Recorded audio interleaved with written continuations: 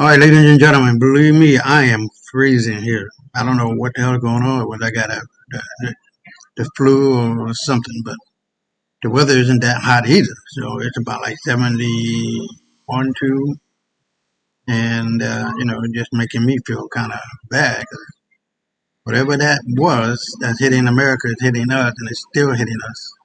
So, but we're going to make it through, and we're not going to be here for too much longer because I got to, you know, rest up for tomorrow. I got a big day. And as you can see, got my blanket on, I guess. A blanket. But anyways, we're going to bring it uh, once again, like always, and know for a fact that we are here for you guys, making it plain and simple as to what to do, how to do it, when to do it, whatever the case may be. Hey, what's up, Brother Willie? I really appreciate you, man. I'm not feeling good at all. I don't know what the hell is. Whatever that freezing and hot temperature was in America or is still going on, man, it's over here on the rip. It's way beyond what a lot of folks would tolerate here, man, because we don't get this damn cold. It might be 78, but it's down to like 72, 71, 70. I'm like, God damn. What? Oh, you don't need that. My wife bought some eggs.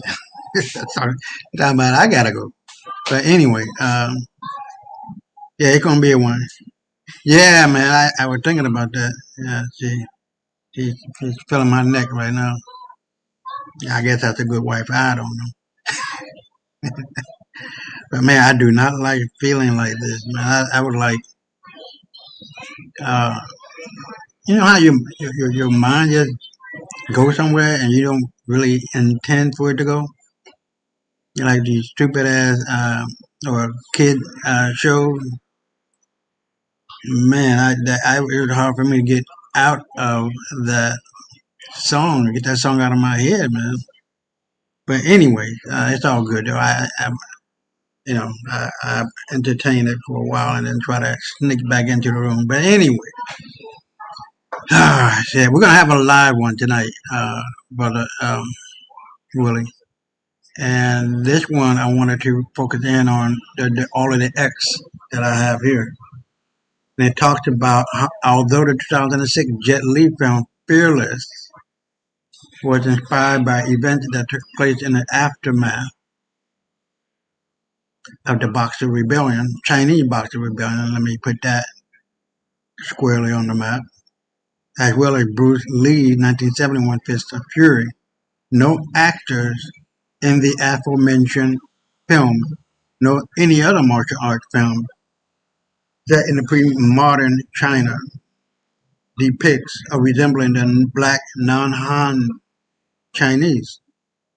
Read how American photographer James Rickelton, I guess that's how you say it, uh, James Rickelton described the fighters in the Boxer Rebellion in 1901. This is truly a dusky, unattractive group. One would scarcely expect to find natives of Borneo or the Fiji Islands more barbarous in appearance, and it is well known that a great proportion of the Boxer organization, of is of this sort. Indeed, how dark-skinned, how ill-clad, how lacking in intelligence, how dull and morose, miserable and vicious they are. Ain't that a bit? Now you know this is a white folks saying that, but the great comeback is what it's all about. And tonight we're going to be covering that, and what that means, how that means, why that means. That white folks are done. All this fucking faking and baking and shaking, and we know what to do. We just leave them alone. Look at them, look like they're dumb because they are dumb. And I don't give a fuck about what somebody say. If they feel they can come on to my show, Brother Willie, I will give them $10,000. No bullshit. Within the first 5 minutes of that conversation, trying to disprove whatever I have said in the past and now today. February the 10th, 2026. You'll get that $10,000. But if you lose, you get $1,000. You give me $1,000. Ain't nobody gonna do that.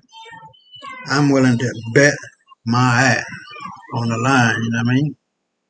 Because this shit here, these are beautiful black skinned Chinese, one of many of our ancestors. And it is what it is. Hold on. Now, I'm going to run through these, Brother Willie, and really lead down. We've got 1, 2, 3, 4, 5 YouTube videos, and these are some of the most, I don't know what to say, the most craziest shit. This motherfucker is not dead, man. He's right there. No, motherfucker, don't give me that. Yeah, that's not true. We all know the deal. This motherfucker is not dead. I don't give a damn if they say AI or no AI. The evidence is just too real. Now look, you have here, guess he's still alive. His death was faked by the Musa. This motherfucker is still alive. Move on. Now, white people don't own progress. They borrow it. Trump barks. We invented everything. Wrong again. History lies. If you're set on being racist, commit, bend the traffic light, fridge, lift, air conditioning, phone, GPS, black brilliance built the world we cling to. Racism can't survive its own plug socket. So let's hear what it says. We invented everything. If you're really going to be a racist, then you should be a true racist and not use anything or be involved with anything that was invented or created by blacks. Do you want a list? The ironing board, the refrigerator, the baby carriage, the shoemaking machines, the traffic signal, the incandescent light bulb, the folding bed, the mailbox, air conditioning, elevator. You want me to go on? This is a nation that invented the light bulb, the telegraph, the television, the telephone, the computer chip, the smartphone, the GPS, the integrated circuit, and even the internet. Basically, we invented everything. We?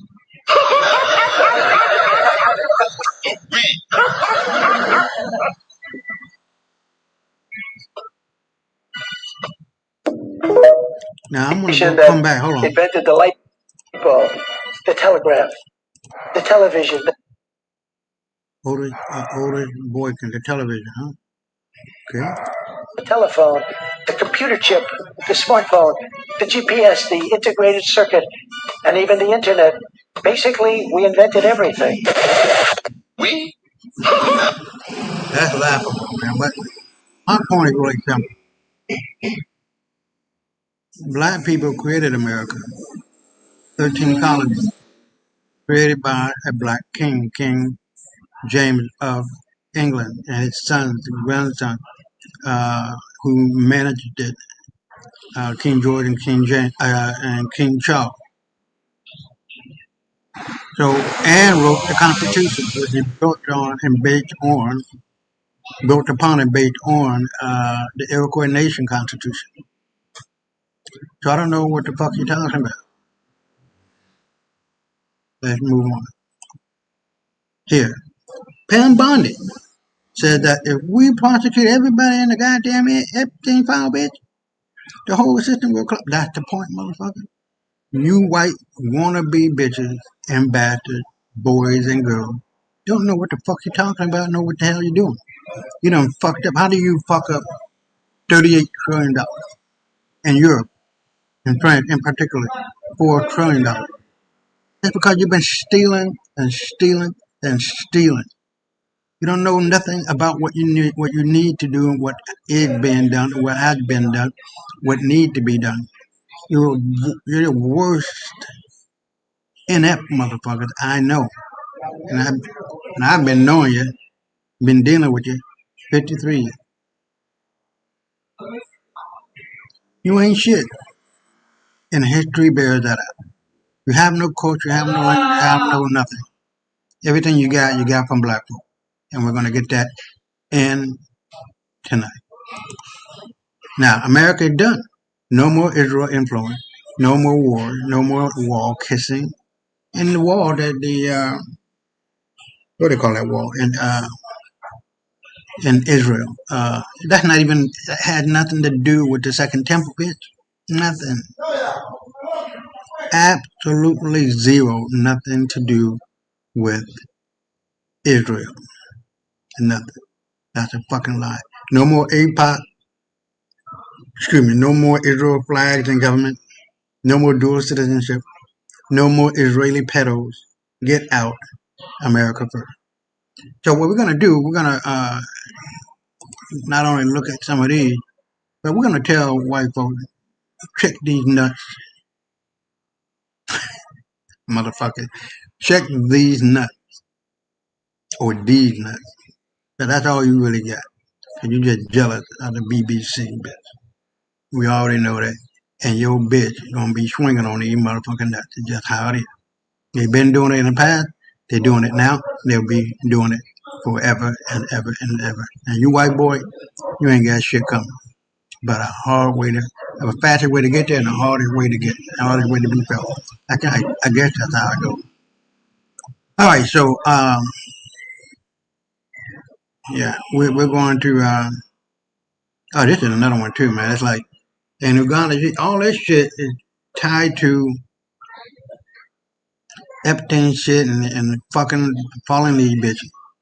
In Uganda, two men who married each other have been given 10 months to give birth to a child or be jailed for life. Just kill them.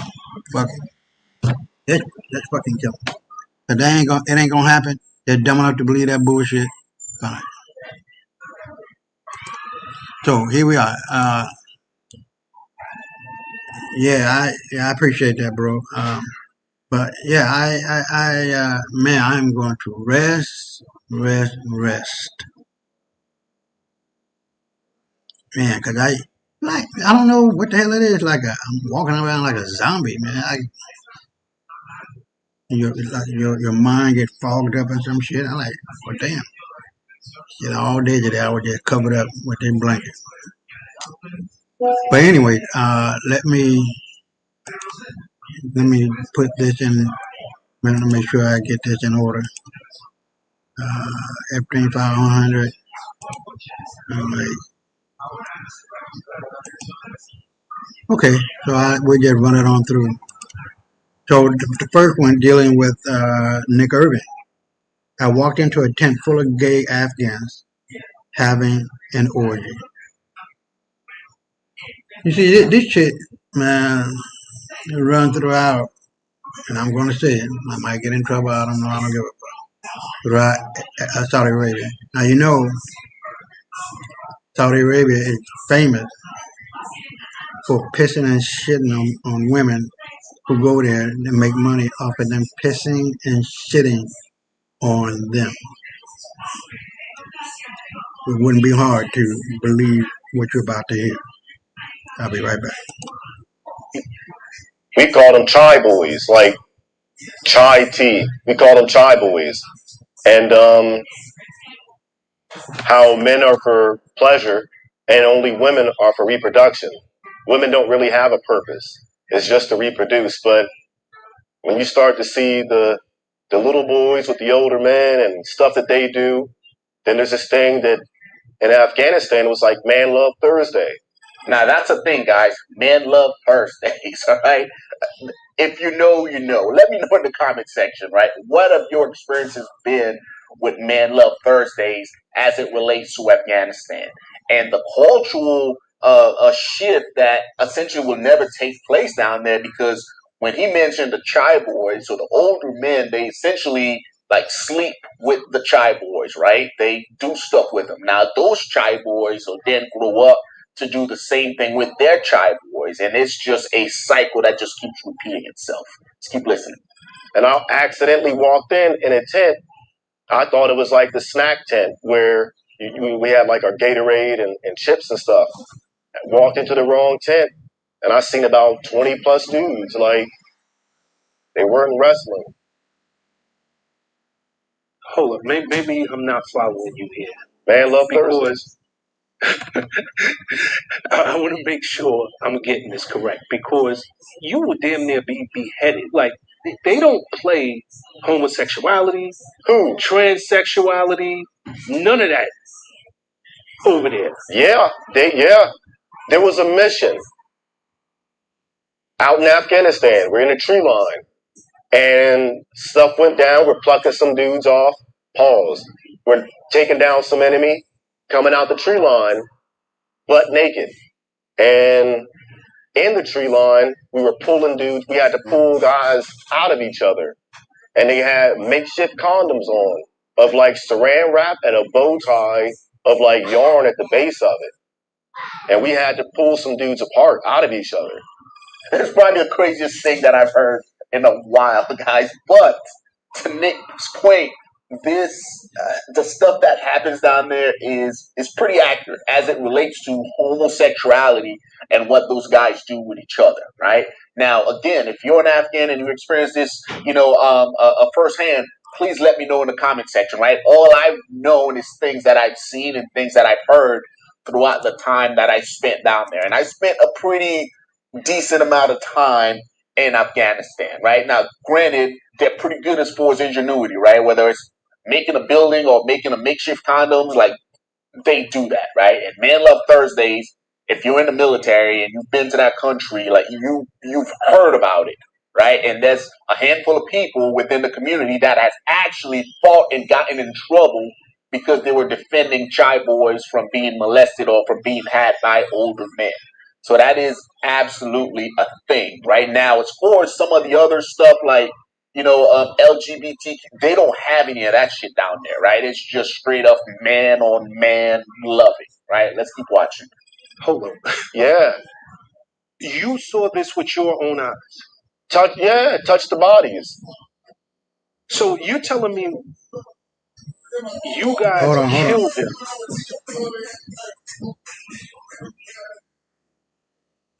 Now there's a longer version of it. I ain't gonna be playing that one, but this is a really good breakdown of what was going on.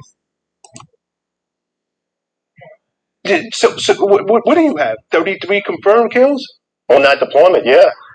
Now, this goes on, and he's just trying to establish Nick as a vet that essentially he's trying to wrap his head around that story, right? But guys, I can tell you right now, this type of stuff has happened. What are your thoughts, man? Like, when you hear this, like, what is your thoughts automatically? Because again, like hearing it, I'm like, yeah, it's pretty accurate, right? I've seen it, not as far as pulling bodies and pulling dudes out of dudes, but as far as the Man Love Thursday stuff and what these guys, I 100% agree with that, man. What are you guys' thoughts on the comment section?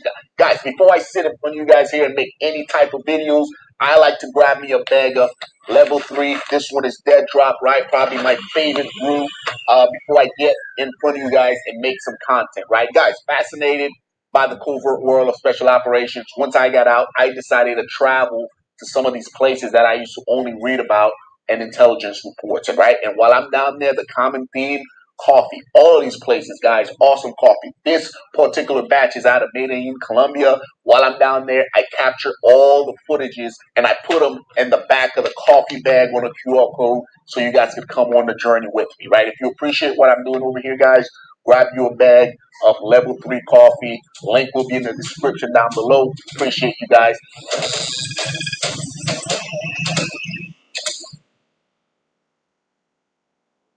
All right, so we're gonna move on, and my whole gist of this is pretty simple. You cannot do wrong and expect for right to come to you. That doesn't work that way. You will always fuck up and find out, or fuck around and find out. No matter how powerful, how rich, how connected, God don't like ugly. And he sure in hell ain't too fond of pretty. Now we're going to listen to this sister here and how Chinese using all tactics to be black. They are. I mean, we are of African descent or ancestry. They are. But how many are willing to do what need to be done to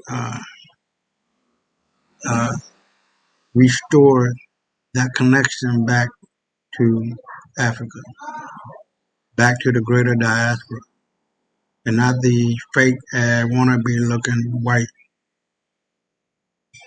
Chinese. This is the reason why they had the Boxer Rebellion,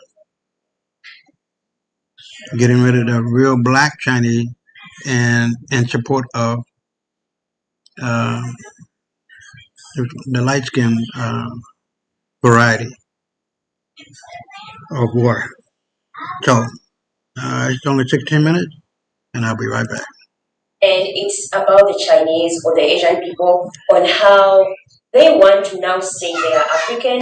Before the project started, I was hoping that I could identify or could be able to find the evidence that support independent origin of Chinese in China, because I'm a Chinese and came from China, and through the education process, I always believed that there's something special about Chinese. He singled out a male genetic marker which only appeared about 80,000 years ago in Africa. So any man who carries that marker must have recent African ancestors and can't be descended from the more ancient Asian Homo erectus. Jin took DNA from over 160 ethnic groups around East Asia, over 12,000 samples. And so, what did you find? We did not see even one single individual that could be considered as the descendant of the Homo erectus in China. Rather, everybody was a descendant of our ancestors from Africa. For you to say the first Chinese may have been black, you just erased your own people and history and gave the Wabos the history. You have no honor. So first of all, I just had to Google Wabo, and it means wannabe aboriginals. So this guy's upset because I talked about the research findings of Professor Jin Li of Shanghai's Fudan University, indicating that there is ancient black ancestry among the Chinese people. This professor talks about ancient migration patterns between Africa and Asia dating back some 60,000 years.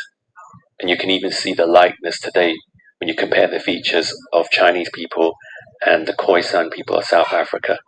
The way I see it, we are mostly all taught one version of history, but that learning should never stop, and we should always be open to new information. And when we explore new information, I don't think it erases anything, it just adds to the richness of our history.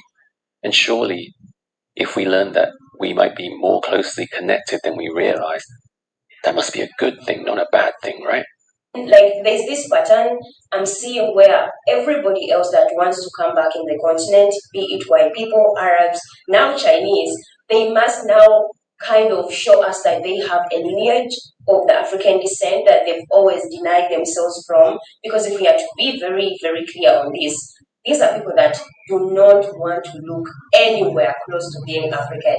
But it's also shocking where I've seen videos of Chinese people changing their hairstyles into Afro thick hair and dressing a certain way to somehow act black or pretend to be black. Like, what is the right way to put it? Like, literally mimicking. That's the right word I could use. They are mimicking what they think it is to be or look as a black person. And I don't think it's the right way or the right form of trying to understand someone's culture, or by dressing a certain way, by acting a certain way. And it all comes from what they've been fed through the music videos of Black American people, through the movies of the white-sponsored movies. And I don't think it's okay coming from a place where these Asian people, specifically Chinese people, are the ones that have been like distancing themselves away from the African people. I remember in the times of Corona times, I saw a lot of news on how African people specifically were chased out of their hotels, were refused to enter restaurants, were denied things, necessities, things that need to help you move life. They were denied those things because apparently Chinese people felt and they saw that the coronavirus came from the African people, and they're the ones that were moving it all over the whole place. but then come to find out it is something that they did as a people, that with the United States of America allegedly. And it's like crazy how when anything negative has to come out, they always want to put it on an African face, specifically a black face. And also I saw videos where they have galleries in China where they compare African faces with animal faces. Literally, you put a painting of a human being with an animal, for example, a gorilla, and you see them as one. But then in the world that we live in, every species has something they are connected with in some way or the other. There are monkeys, there are gorillas, there are certain animals that look like white people, like Asians, like African people, but they make it seem like everything that has to be negative has to be put on a black face, African face. But now because Africa is coming into the realization that we are able to do things on our own, we are able to do certain things without the help of the Western world, and also because China is trying to take over the world and to beat the USA, I would say that competition they have. Now they want to also show they are connected to the African continent, which doesn't make sense to me. It really doesn't. I've seen really many videos that are evident that when we go to the Western countries or specifically the Asian countries, China as a country, we are not welcome as African people. We are literally discriminated. We are treated like we are not human. And hello, my Hold name on. is Alex Carter. I'm the game producer of Foundation. Foundation is a sci-fi strategy. It's crazy. I also did a video with a South African teacher who was tortured, who was harassed and literally beaten by people in China just because she's African from South Africa, and she couldn't even say anything about it. She had to first leave for her to fight for her freedom. So what kind of people are those that now want to claim that they are of the African descent, but they don't want to associate themselves with African people? And you don't want to look African unless it is benefiting you. Like I said, they are changing hairstyles, they are changing the way they act, they are literally mimicking how they think it is to be a black person, but they never face the things or the challenges that we face as a people. They cannot put their experience in a mimic way for them to feel like that's how they need to be to fit into the black community. That just doesn't sit well with me. I've seen a couple of videos on news in my country where companies that are owned by Chinese people, they don't treat Ugandan employees in any good way. There are those that literally beat Ugandan employees like someone gets a stick and they beat you like their child. Who does that? Can a Ugandan ever go to China and even slap a Chinese person and not face consequences? But also, I don't want to excuse the fact that why these people are able to come into the African continent and do all these things is because the people that we have in leadership, the governments, the laws, somehow don't want to touch them, and it's some kind of crazy situation like you have people coming in from the foreign lands to your country, but you can't even give them punishments. I've talked about how there's some white missionaries that came in my country and they were able to make foundations where 100 kids lost their lives, but this person was left to go back in America and they are now living a happy life. There's some Chinese people who really come to Africa to make videos, just exploiting kids, exploiting less privileged. What I found on the internet was so disgusting, and I just can't keep this to myself. I just have to come in here, voice this out. I wish you can find these people. I wish the law works in Africa, but even if you talk about it, no one is going to do anything about it. So sad. I'm really mad and sad at the same time. What's it? Hey, boy. Yeah.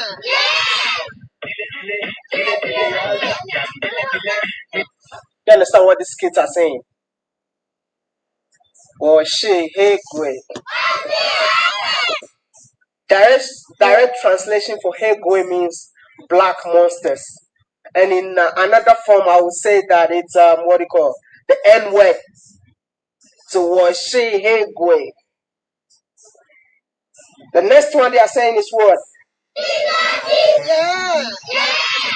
G Shandy. Low IQ. So you see, they wrote this on the blackboard for these African kids to read it. Was she Hegwe Di Shadi, which means I am a black monster or I'm an N-word with a low IQ. How on earth would you allow foreigners to come into your country to exploit your own people and at the same time insult the entire black people of this world? This was a Chinese man in Malawi who would get clips of these young kids who didn't know what they were saying. And this shit still going on. I'm going to bet, still going on. And I don't know where this bullshit happened, what country, but if it ever did hit the ears of the president, vice president, or however they get down and doing all of that, and if it wasn't posted on the news there and wherever this may have been or had happened, they need to get their ass. It's just that goddamn plain and simple. None of these kids need to be done like that. And they don't even speak Chinese. They're beautiful black kids. And these motherfuckers are not on our side. We don't have any friends. Don't ever forget that shit. Fuck these goddamn chinks. I don't give a fuck. Are they some good ones? I don't give a fuck if they're some good one or not. These motherfuckers are treacherous against the Constitution of whatever this happened.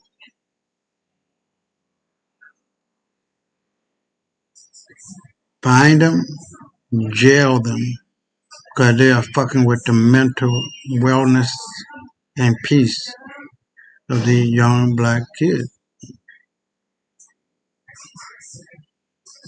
Let's finish.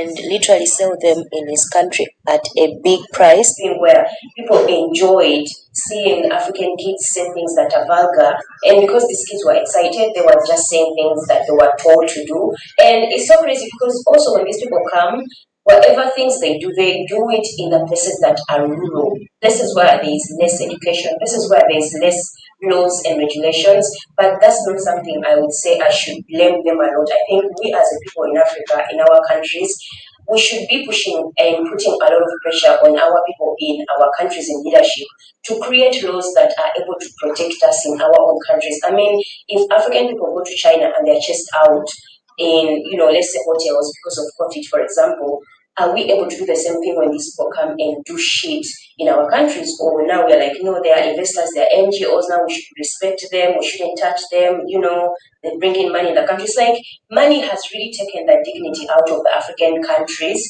especially the people that we have in power. They love money more than their actual people. And it just doesn't make sense. Like, I can't stand that China now wants to claim to be of African descent after all this time. But it's a pattern, I would say, everybody else that wants to come back and colonize Africa in their ways or whatsoever now has to show us and tell us on how they have some African ancestry. Let's cut it from there. Okay, you can come and you might have like 1% point something, but that doesn't mean that you have the lineage that you now try to force or put out that you carry in yourselves. Like, make it make sense. It doesn't make sense. We should not buy into this idea that everyone that always comes in and claims that they have this line or lineage into the continent, that we should accept, especially because of things they've been doing to the people that look like myself. It's evident these people, the Chinese, however much they want to mimic, acting or wanting to move whatever way, they will never get to understand the experience of being one. It's just not possible. It's just clearly not possible. I also heard on how in Nigeria there's Chinese prisons. And it's crazy because even in those prisons, they don't accept to mix with Nigerian people, with African people. So why would you want to say you are part of this, group of people, but you don't even want to associate yourselves in the same group? Even when it comes to crimes that you do, like, you have to even separate yourselves in prisons where you commit crimes. But also the question comes in, when these people set up prisons in African continent for themselves as Chinese, who is in control of those prisons? If these people do anything illegal, they have to go in their prisons. I mean, who is in charge of that? The African government's part of that situation is that law, is that judiciary in the continent. Part of that, like, I quite don't understand how is that even possible. Can African people just go in China and create or build their own prisons to separate themselves from the Chinese? Like, can we do that? I don't even blame them so much if they are able to set up your own prison where if your people do crimes, they go there, they don't come to, let's say, African or Ugandan prisons. Why would I even blame you? Because the system allows you to do that. And also, as a Ugandan, I should even say less to these things because the one thing that we also had as something for Uganda, like the airport of Uganda, I hear rumors, I'm not so certain allegedly, it is sold or it was sold to the Chinese people. Our own international airport was sold to these people. So it brings in questions and like, should you even really blame these people when they are able to all these things like claim to be now African, like trying to mimic to be African and blah, coming in, setting up their own institutions in our countries, which we are not even able to feed their countries. Should we blame them or is the people that we have in governance that, sign off things on behalf of us and sell off everything that we own and sell our reputation and sell off every dignity that we carry as a people because they represent us? Should we really be furious at the Chinese people, or it's like now is the time for us to step it down a little bit, go slow in blaming other groups and looking at our own groups of people that, are selling us off in any way, everywhere you look, it's like you want to blame the Chinese and the whites and the other groups of people, but then you're like, these people don't just come and steal. They meet with these people, they sign contracts, and through those contracts, we are sold off as African people, as Black people. We don't have anyone that is fighting for us as a people, and it's frustrating. I would say it's really frustrating, and also because China, is in competition with the USA and to the power dominancy. Of course, they would want to come to a place where there is majority of consumerism, majority of labor, majority of ignorance, majority of people where they are too desperate. And what is the perfect place other than Africa? We are the biggest in all those things. Everything negative we have and we carry, and not because we are all those things, but also there's no real good systems that support us or help us or even fight for us as people. So yeah, everybody else can just come claim and take and steal and do whatever they have to do. And I mean, who's going to touch them? Who's going to do anything to them? Like I said, our airport is somehow no longer ours. So why would you even be complaining of the people that even own the place that you need to use to leave your country or come in the country? Why? why would I think that I even have any power in any way?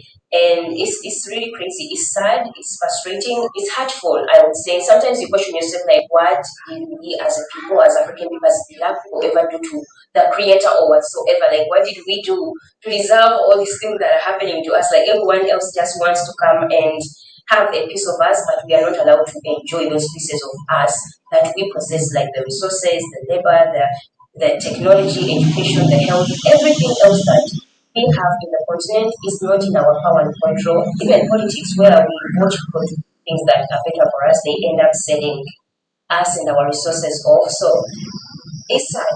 It's really a sad situation. But guys, let me know what you think about this. Do you really think Chinese have African, ancestry? Do you think they have that lineage or connection to the African continent, or it's always just every colonizer that wants to come to Africa has to use that to get into the port of the continent? Yeah, guys, that is it for me, the video. Thanks for watching. Let me know what you think. Don't forget to subscribe. So yeah, guys, I'll see you in the next video. Bye. Yeah, she's pretty.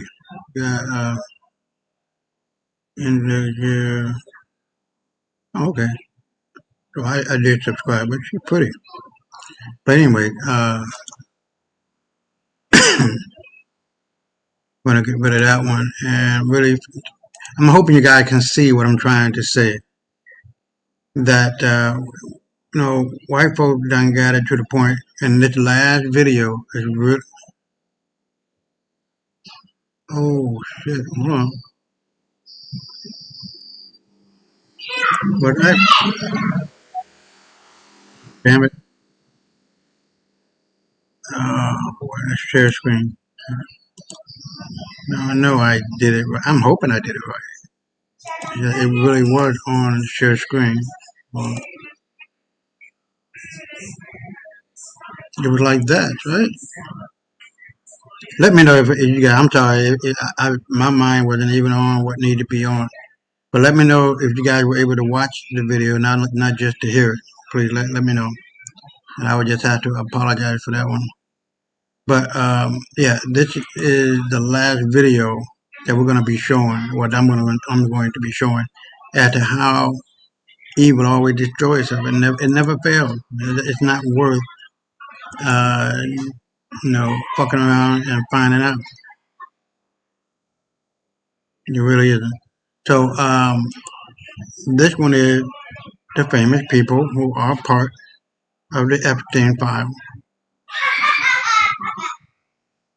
I'll be right back. This is 9 minutes. I'll be right back.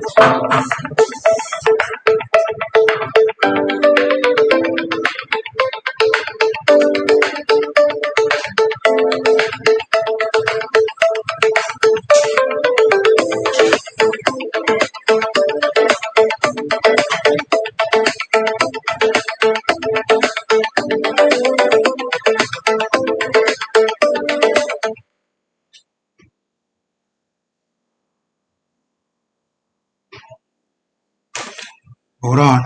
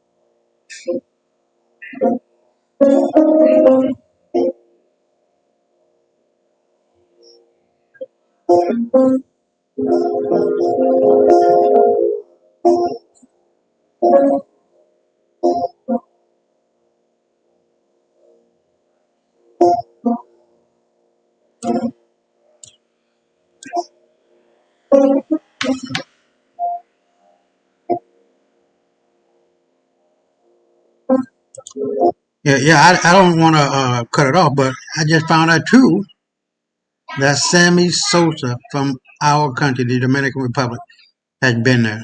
Ain't that a bitch? Like a nasty, dirty motherfucker. First you want to be white, now you want to be a pedophile. Well, you are a pedophile, and you know you're not white. You're not going to get away with that, player.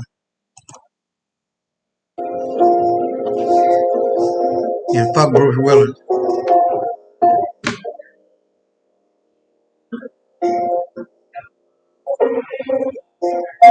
Fuck Chris Tucker, motherfucker.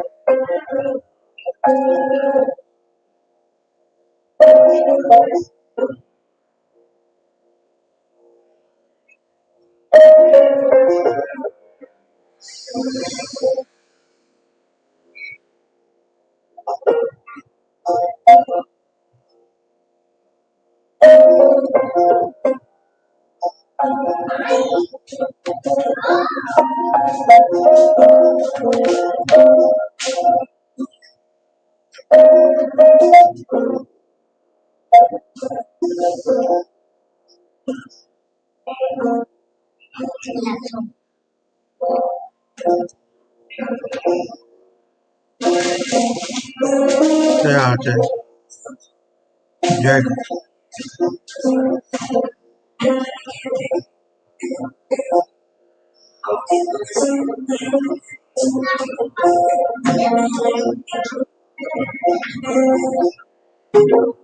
Ivanka Trump. Ain't that a bitch?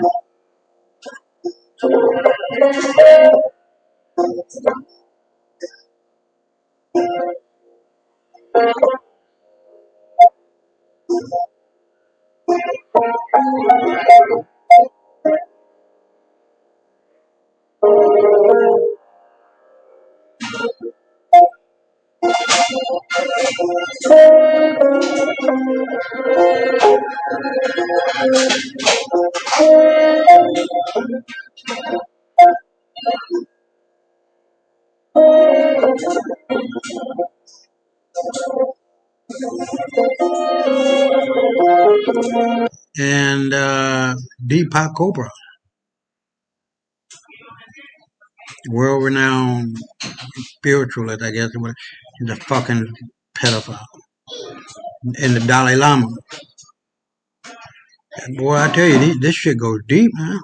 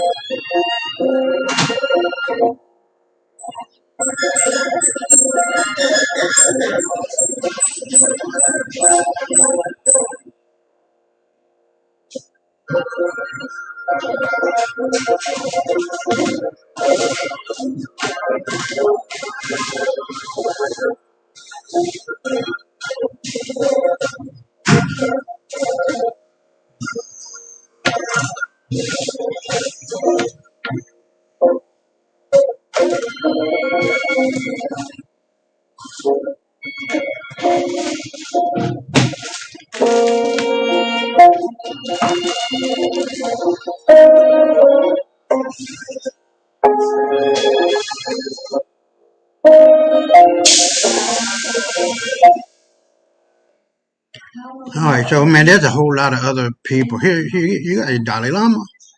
I'm not gonna play it, but you know, this shit is just way too unreal, and it has torn through the fabric of America. We hold these truths to be yourself. Now you ain't holding nothing but your fucking little dick from balls in your goddamn hand, bitch. That's all you got. Fuck these white folks. They don't give a fuck about anything. Nothing.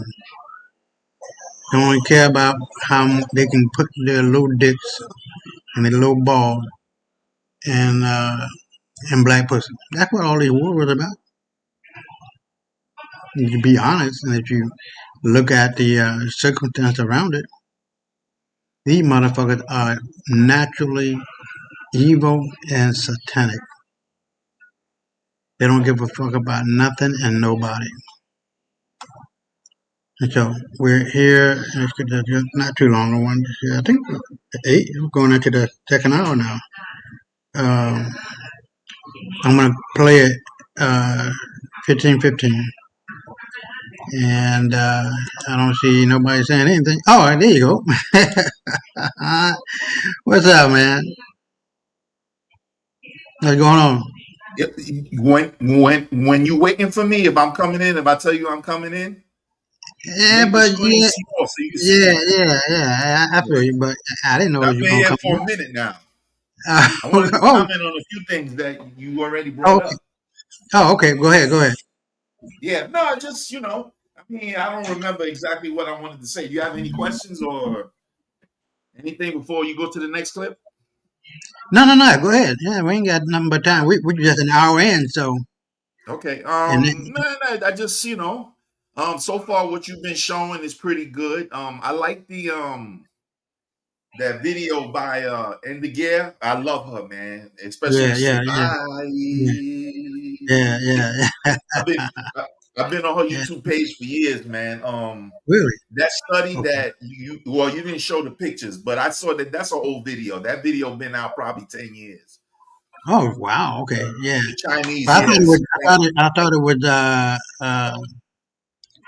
A necessary. I go through a lot of video through the week before I go Yeah. and do Tonight Show, and that video was really apropos to what I was trying to say. That it's so very important to be down with our own, man, because we are all we got. Pretty And these much. motherfucking Chinese, man, they don't give a fuck. Especially one of these pale skinned ones who don't even know their own ancestral history, and they go about wanting to be white, Hmm. So, but yeah, go ahead, man. Yeah, but the trick bag with that is this. Everybody who is definitely not white, like Asians, for the most part, Indians, and anybody with chinky eyes. And I'm not Well, being disparaging when I say that. I'm just so to make a distinction. I am, man, because I don't give a fuck. Goddamn chink need to go on and get on and be on. They gonna get the fuck out of here. 'Cause at the end of the day, what's gonna last and what's gonna be what it will be is the truth. And Right. these cocksucking little dick motherfuckers, they don't stand a chance, man, because you're on the wrong side of history, bitch. stay on the right side of history, everything will be all right. But Right. these motherfuckers, man, they done got to the point now, where it just don't matter. But it do matter because truth Right. matters. There's only three things you can hide. You cannot hide forever: the sun, the moon, and the truth, man. That's what we're all about here. Right. So, yeah, go ahead, man. Yeah. Look, it's easy to break down, bro. If you're black, whether you're African, from the Caribbean, whether you're from Turtle Island or what's considered Turtle Island, Africa, or the Caribbean where blacks populate, like Brazil and Jamaica and Haiti and all those places, you have what's called eumelanin. Everybody else who has pheomelanin, which is the inferior type of melanin, is non-black. And that's the distinction right there. I mean, I'm simplifying it, of course, because there are a lot of people with a mixture. But Right. then the separation part in what I just said is when they measure your heart against the feather, doing what my aunt would say. So if you are somewhere in the middle and you just as evil as any cracker, then you one of them. And if your heart can be weighed on the feather and you at least can sympathize or empathize with those who are being persecuted, then you're one of us. I don't care what color you are, what have you, because at the end of the day, everybody who ain't white wants to be white adjacent. But now we see through the delineation process whether you're for it or not. It doesn't matter to me. I don't care about that. Through the Right. delineation process, now they're seeing that white adjacent shit ain't working because Trump getting rid of all the motherfuckers. And in fact, speaking up for FBA, because by getting rid of them, that's going to return the money back to those who deservedly deserve it, especially those who need it. Right. All this money going out of this country, Say for what whether now? it's what do you call it? When entitlements, Yeah. fraud, man, that turns into trillions of dollars, bro. And we heard about the Somalians sneaking over $500 million out of this country a few weeks ago, and that's just what they know. $500 million snuck out of this country in cash. So, with that said, brother, it's all those people who are white adjacent, even up to right now at this moment, when the shit flip, they're gonna want to be black, Right. and that's Okay. what that thing was about. So, your country people and other people, the Somalians, for example, I'm not black, I'm Arab. No, I'm not black, Dominican, all that bullshit. That shit gonna end soon, because everybody Mm-hmm. you're going to need a coating of this. So when them solar flares really get for real, and start taking motherfuckers out of here instantly. Right. What they call it, spontaneous combustion. A lot of motherfuckers Mm-hmm. are disappearing out of spontaneous combustion soon. And remember, most of the world, especially those who will have pheomelanin, have that motherfucking shit in their bloodstream. With that, I yield. Yeah, I appreciate that, man, because it only confirms and reconfirms what will happen, what is happening, what will continue to happen, what has happened. Is that people who lie, scheme, connive, always lose in the end. The truth, you never have to address up. It just stands there holding its fucking dick and balls. That's it. But every other motherfucker who out here thinking that, if I see this, I'm gonna get good with the white boy. If I see this, I'm gonna get good with the white girl. Hold on for that. Damn, I forgot that. Hold on.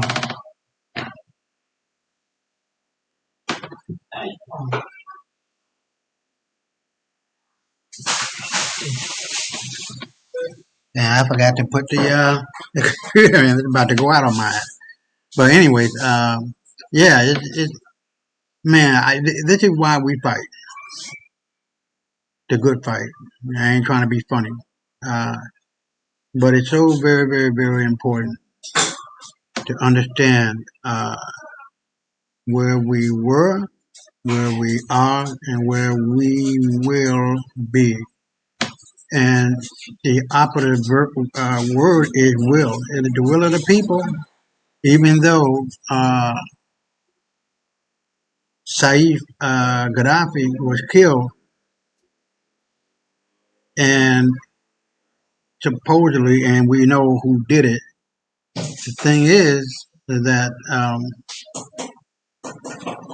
the will of the people must happen. You can kill the revolutionary, but you cannot kill the revolution. It must come to pass, because that's what the motivation and the will of the people is all about. Freedom. And if we got to pay the price, because freedom ain't free, then so be it. You know what I mean? Because in the end, we're going to get these motherfuckers. And what I wanted to do right now, hold on, I want to bring up what you put out on the table that I want to make sure that we cover tonight. Hold on. Yeah, it says you've been waiting for me. I didn't know. So hold on. All right, going. Wait, where you at? Oh no, okay. I went way past you. Okay. So now we have here, man, this bitch.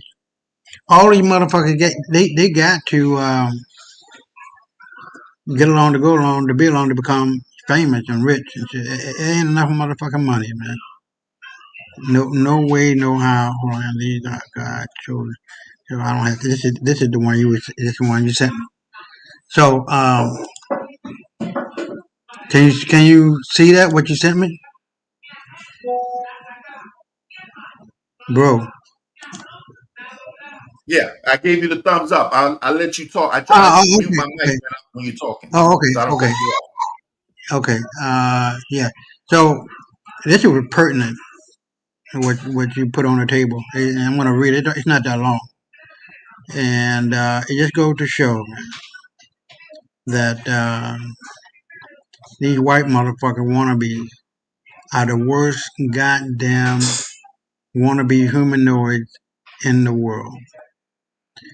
Western governments are in a death spiral, and they literally lose the plot. As this report was about to go live, Asian secret societies sent us the following showing. We really are nearing the end game. So now, the whole world knows, thanks to the Jeffrey Epstein file, that Western civilization has been hijacked by a satanic cult. If you don't know this shit by now, you'll be about a dumb motherfucker. This cult acquired great power and wealth by destroying life. I'm going to read that again. This cult acquired great power and wealth by destroying life. This is what white folks do. They very nearly destroyed the planet. Now we must make sure it is totally eradicated so that it will never, ever again pose a threat to humanity on this planet.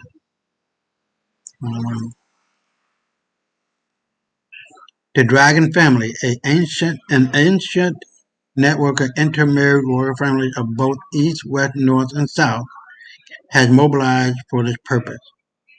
Your correspondent met with some of their representatives last week, and a plan has been set in motion, which we will discuss further below.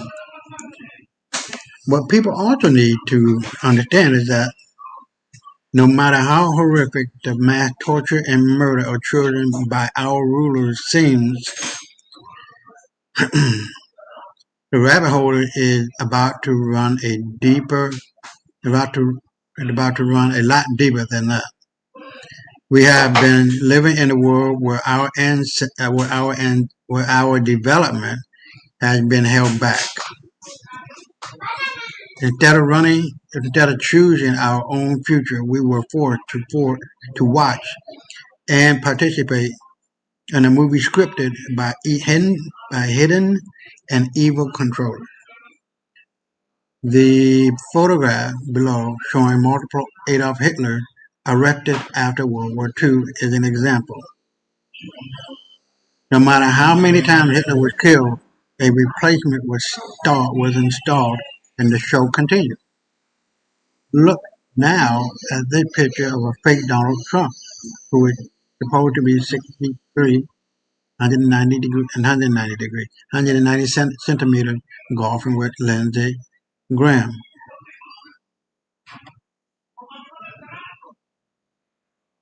Height 5'7", 170, who want U.S. soldiers to be prepared to die for Israel in a war with Iran.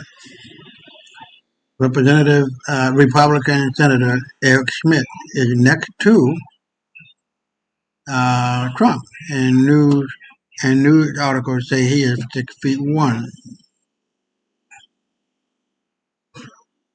Too obviously. What is true?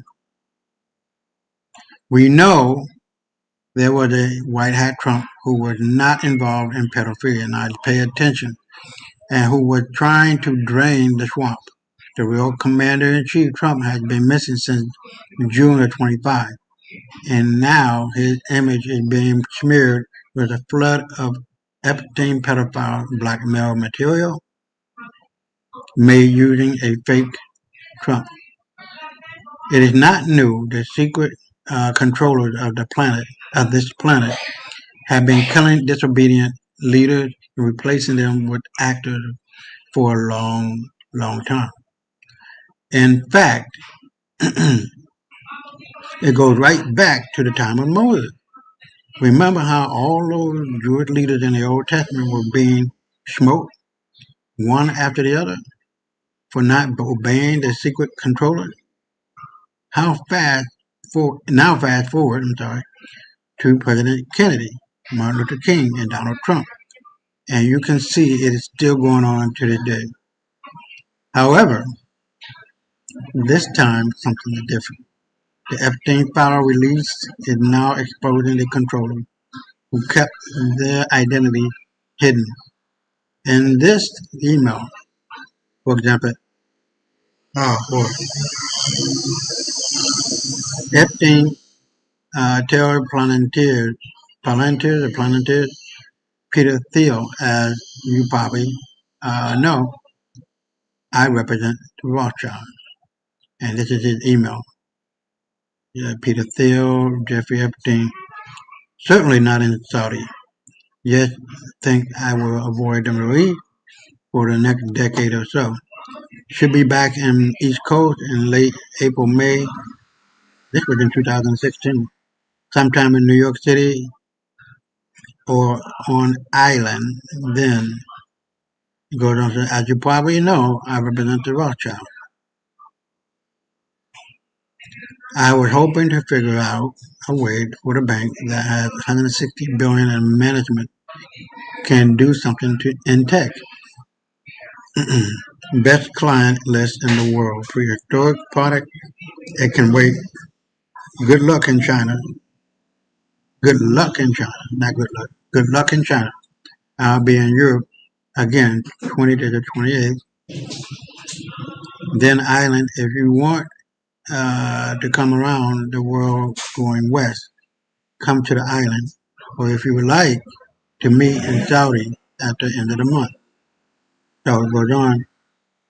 When I started exposing the secret government over 20 years ago, there was exactly one sentence on the entire internet about the Rothschild. It was a mention in a Israeli chat group referring to a rumor that the Rothschild were involved in the creation of, well, we know that. That's it. Now we have Ariane de Rothschild, head of the family-owned Edmond de Rothschild Swiss banking, appearing more than 44 times in the Justice Department online search. This is important because Japanese government documents reveal Edmond de Rothschild Bank is one of the owners of the Bank of Japan. This takes us straight to the heart of the beast, the privately owned central bank that control our civilization. Even more importantly, it exposes the secret of monotheism. Oh boy. hidden behind an abstract wall, or abstract, all-seeing and all-powerful God, lay an ancient Canaanite clan of human shepherds. Just like sheep, conspiracy theorists try to convince their fellow sheep that the shepherd eats them. Human truth seekers have long tried to wake up their fellow human beings. But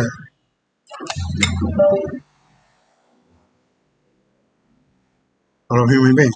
Human truth seekers have long tried to wake up their fellow human beings to the horrific truth of their accountable overlord. Now that has finally happened. El Salvador President Nayib Bukele, in the video below, explained. I'm not going to play that, but I'm going to put the link in the chat so people will be able to see that.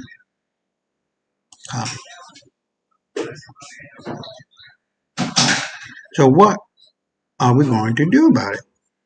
First of all, the sheep must stampede en masse. We must not let the controllers expose their industrial scale torture and murder of children and then get away with it. Action is already taking place. Police in London launched an criminal investigation last week into former UK Ambassador Peter Mandelson. He is just the first domino to fall. Now, British Prime Minister Keir Starmer, nasty motherfucker, Chief of Staff Morgan McSween, quit on Sunday as a part of the scandal. The head of the British intelligence says the British Prime Minister, whom I know as the monarchy's first Lord of the Treasury, is being what? Is being something, I don't know what that is. But anyway, I'm gonna put that into the chat. Are you still there, bro? So that people who want to see it can see it. But yeah, any thoughts about that?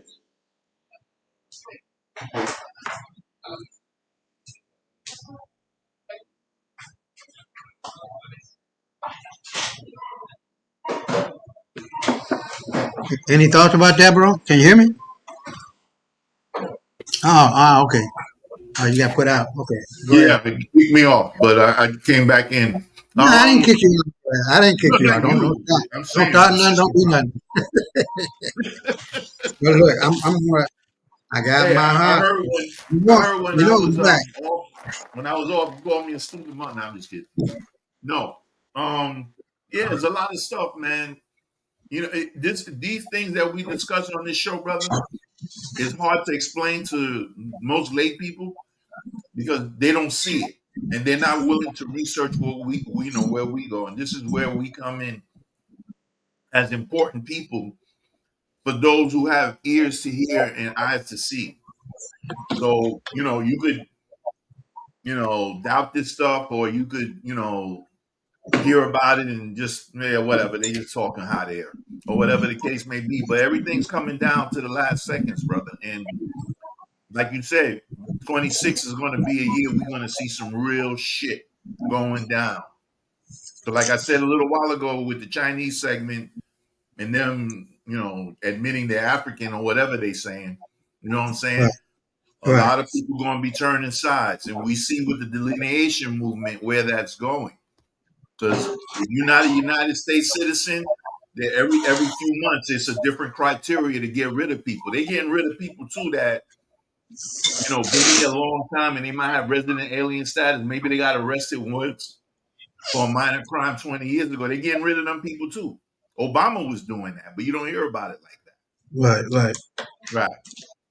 So they called him, one of his nicknames when he was still the president was Deporter in Chief. So, he didn't get that label because back then, they didn't have that liberal agenda where they were letting people in the country, just willy nilly, and then all that trans shit on top of it.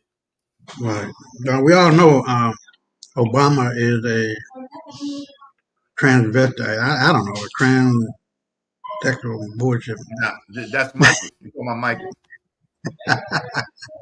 Right, yeah, both of them. He remind me of what that nigga out there in France with his white boyfriend, You Macron. talking about Yeah. Billy Porter?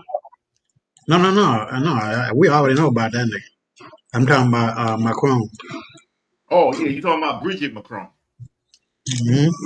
who's really that's a man that's impersonating a woman. Forget his name right now, but he's a Rothschild. I think Baron de Rothschild, if I'm not mistaken. Candace Williams was on his neck like 2-3 months ago. That's why around the time Charlie Kirk got allegedly off, and they was saying next she was going to be next, and then you were hearing death threats about her and so on. But I haven't heard anything about that lately. All right, well, I'm going to go on and turn off the video because I'm eating. Man, look, no, hear me out. I don't know what the fuck it is. It's been getting cold here, man. Wow. Yeah, I mean, cold. I'm like, I'm not used to this shit. You're getting the remnants of that polar vortex here, brother. Yeah, some, obviously, but, oh, shit. It's been one, man. I've been walking around like a zombie all day today. No. My mind was here, my body was here, but my mind was somewhere else. I don't understand how you could be from the Chi and be in the tropics and you cold, even if it's 30 degrees. I know, but if you stay here long as I have stayed, I know what cold is. Yeah. But man, I've been here for damn near 30 years. They're going on 30. Okay. So it ain't like I just got here yesterday or 5 years ago. Yeah, you know what I mean? So I don't regret it. But the thing is too, I gotta be careful, man. I was telling my brother Willie, and anybody that was listening, man, I had an episode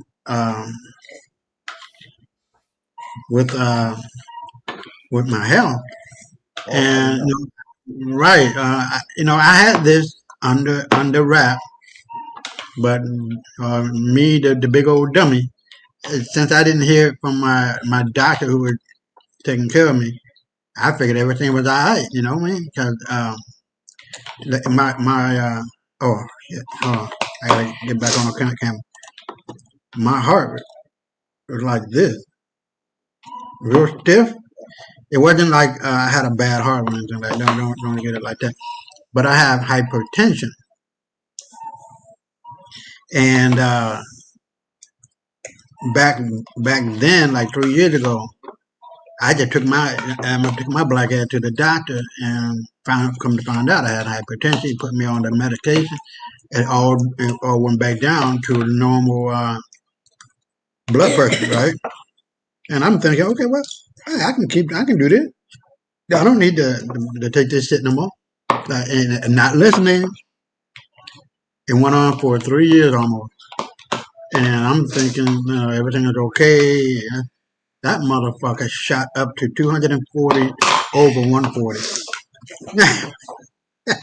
I should not be here. I'm going to guess. You know what I mean? What was the reason? What was in your remembrance? What was the reason for it? I don't know.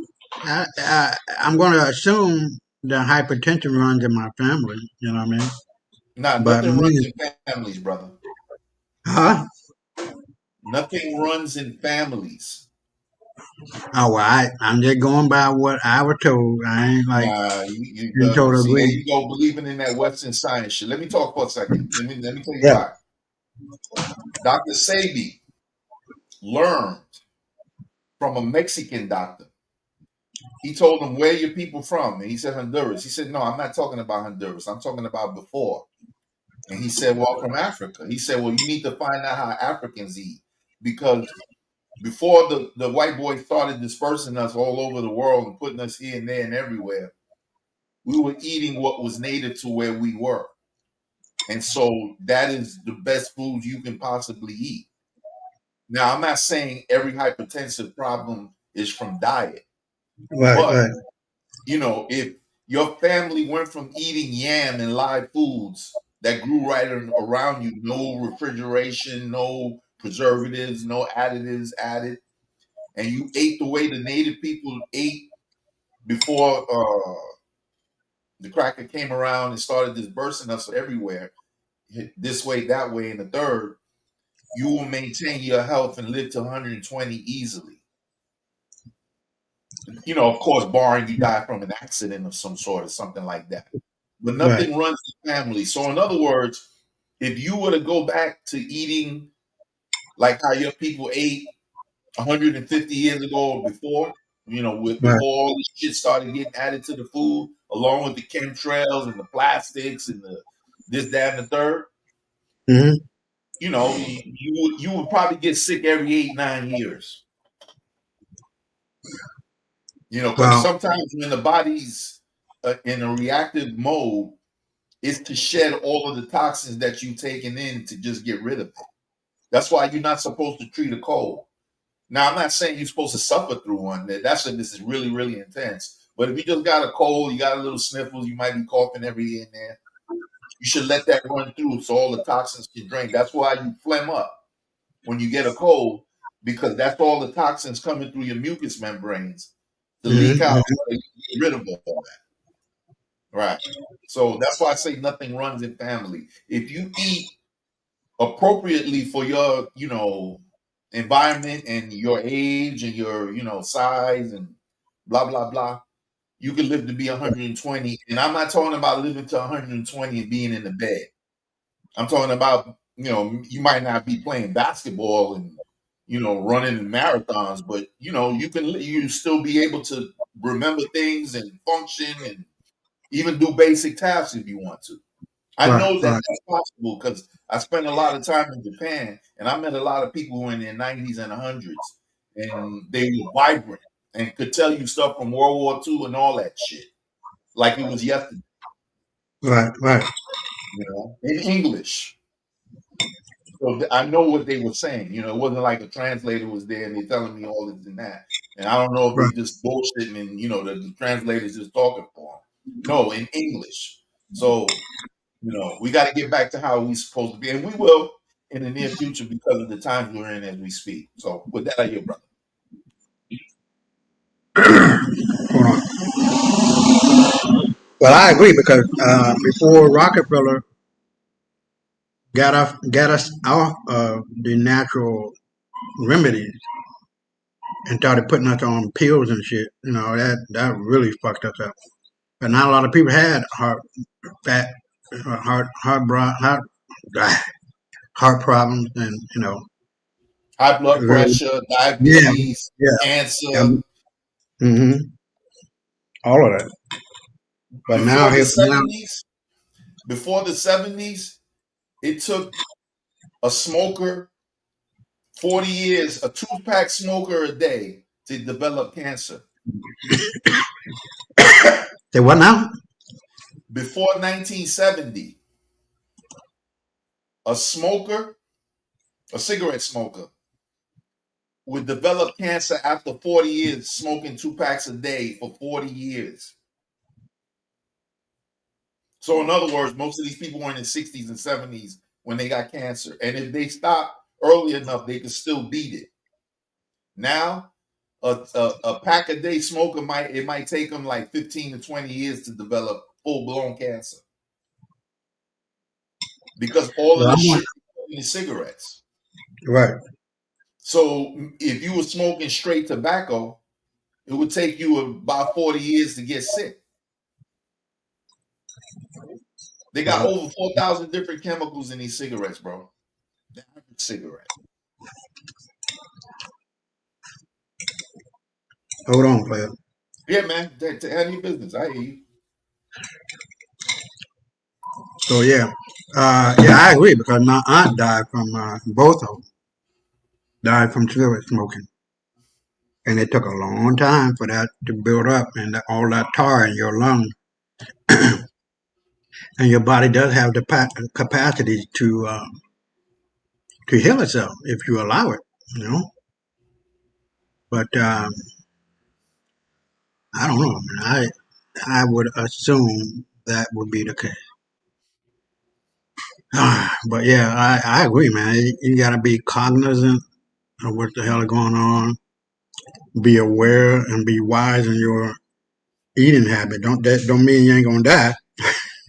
Yeah, of course. I mean, but yeah, I mean, what's the purpose of laying in the bed for 7 years in a coma? That's Hmm. not living, man. Yeah, but You can't get yeah, somebody to yeah, wipe damn. ass and put a spoon in your mouth. That ain't living, man. I'm not talking about that. We're talking about living. Like you can Right, still, right, hug somebody. You can right, still, right, talk to somebody about something that happened to you 50 years ago right, and right, recall all of it. right. All right, well let's move on. And this one is Yes, sir. white Americans realize they are screwed. They are going extinct as their population rapidly reduces.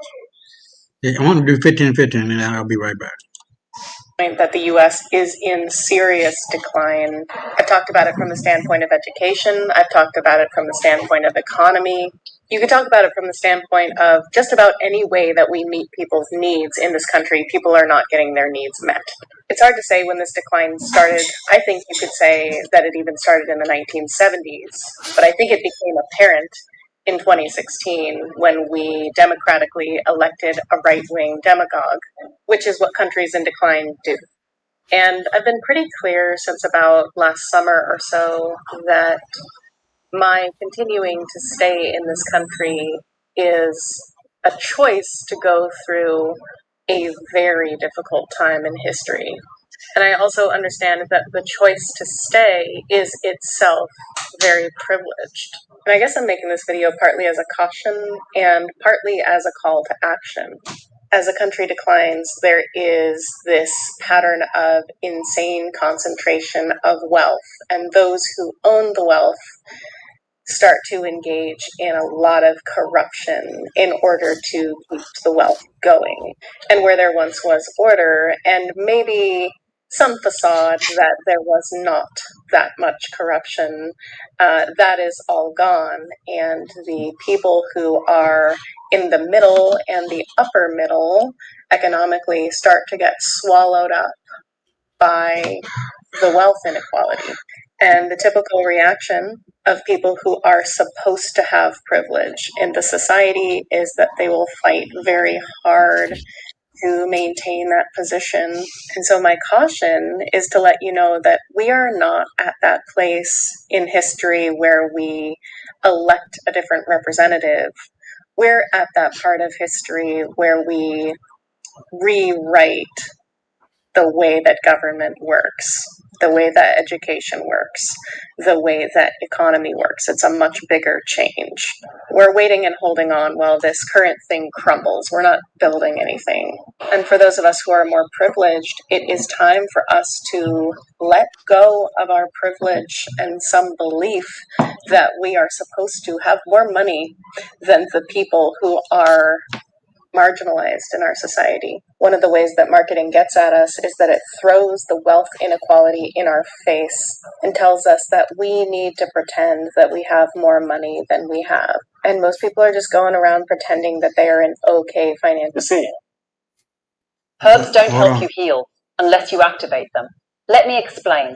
It's like The United States of America population is not currently in a state of absolute, sustained decline, but it's rather experiencing a significant slowdown in growth, right?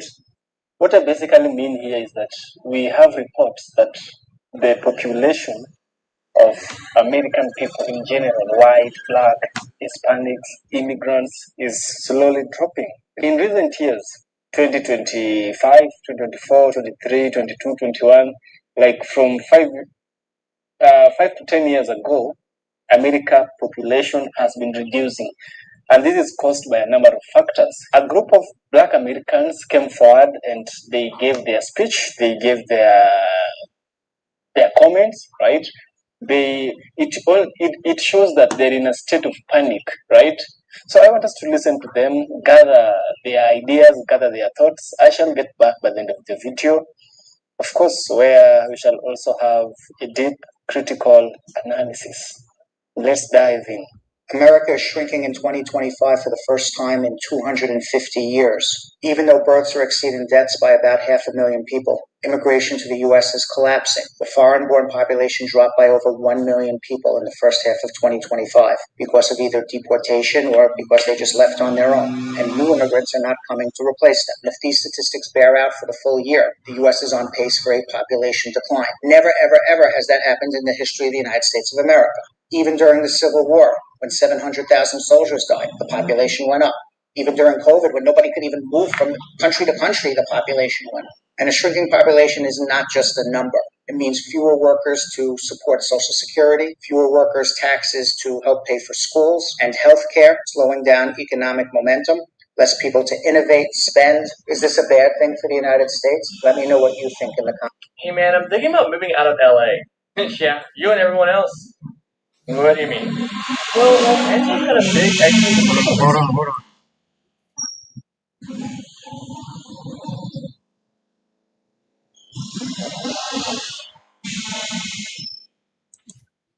Recently?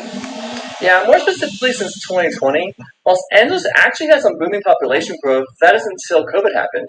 The city famously had some of the strictest regulations in the nation, and people left and didn't come back. Okay, makes sense. It's pretty wild. The city actually erased 20 years of growth in only 4 years. Okay, but then why is traffic still so bad on the 405 that I can finish the entire K-pop Demon Hunter soundtrack during my commute? I can't relate. I just have Golden on repeat. The white population has taken a massive decline. Before I say the ignorant shit that I'm about to say, that I probably shouldn't say, but I'm going to say it anyway. One, I need you to turn off your cognitive dissonance and implicit bias and just go with me. Barring outside factors that clear as day could affect fertility, white people don't procreate with each other well. John and Sarah might fall in love and get engaged and get married, but they might never have a child together. But what'll end up happening is that Sarah will go up the street to dark-skinned Deontay house, blink 3 times, all of a sudden she's pregnant with a kid that's about my color. And what John will do is he'll go all the way across town and get Maria and Ling Ling pregnant and turn around and have a kid that's kind of tan or have a kid with Asian features. Either way, the children from any of these 3 different unions are not 100% white, nor are they 100% anything else. They are mixed. I have reason to believe that's like that because black people are almost 20% of this country's population, and we breed a lot. And then you have all these Hispanic people who are coming up right behind us, and they breed more than we do. On top of all the other immigrants from other parts of the world coming right here and have been coming here in mass, since the mid-2000s? It's seeming like a sort of ethno and cultural shift in the country that no one's really talking about. But again, I don't know. Study shows that people need to have 2.7 kids per household in the United States to avoid extinction. And I don't know. I'm just your humble American citizen. Black guy, mind you. In his 30s, married, own a home in the suburbs, mind you. No kids. And as someone who can afford kids, haven't had them yet, wait until I hit a year of marriage. Coming up in November. And I don't know, maybe I'm just a stupid American, but hey, government, you want to keep living? You want to keep having people to govern over? Give people a reason to want to live and reproduce. How do you do that? Simple. Everything being expensive Let's start with that. Drop the price. Don't say what can be said. Ag is quietly being fueled by the declining white birth rate. The population shift is upon us, and the right wing is profiteering by lying and fear mongering about its causes. This is low key the most important video I've made to this date, and if you don't stay to the end, you're going to miss out on something valuable. But yeah, the 2020 U.S. Census Bureau assessment says that non-Hispanic whites are due to be a minority in this country by the year 2045. That's the year 21 years ago. The healthy replacement birth rate is 2.1 children per woman.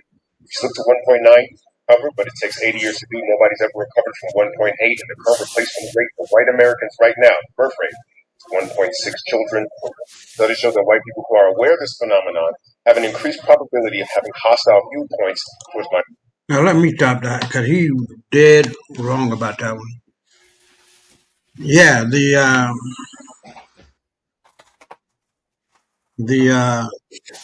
maintain the birth rate eating 2.7, like he's saying. That's true, but white people, when I wrote my book, bro, in 2017, their birth rate was like 0.09, less than 1. So I don't know where he's getting this shit from. And after the vaccine hit, 85% of the people who took the goddamn vaccine Are were infertile. white. Let me Oh, ask. hold Hold on. on. Stop. Hold on, Isaiah. 1 second. Let me ask you a question. I Okay. didn't hear that part. He said what percentage? 0.9. You said, or some shit like that. Yeah, the birth rate of white folks in 2017, when I published my book, Okay. was 0.09, less Okay. than 1. Right. After the vaccine mandate, Oh and yeah. right, it dropped from a 0.09 to 0.03. This is white That folks, means right? white folks, right?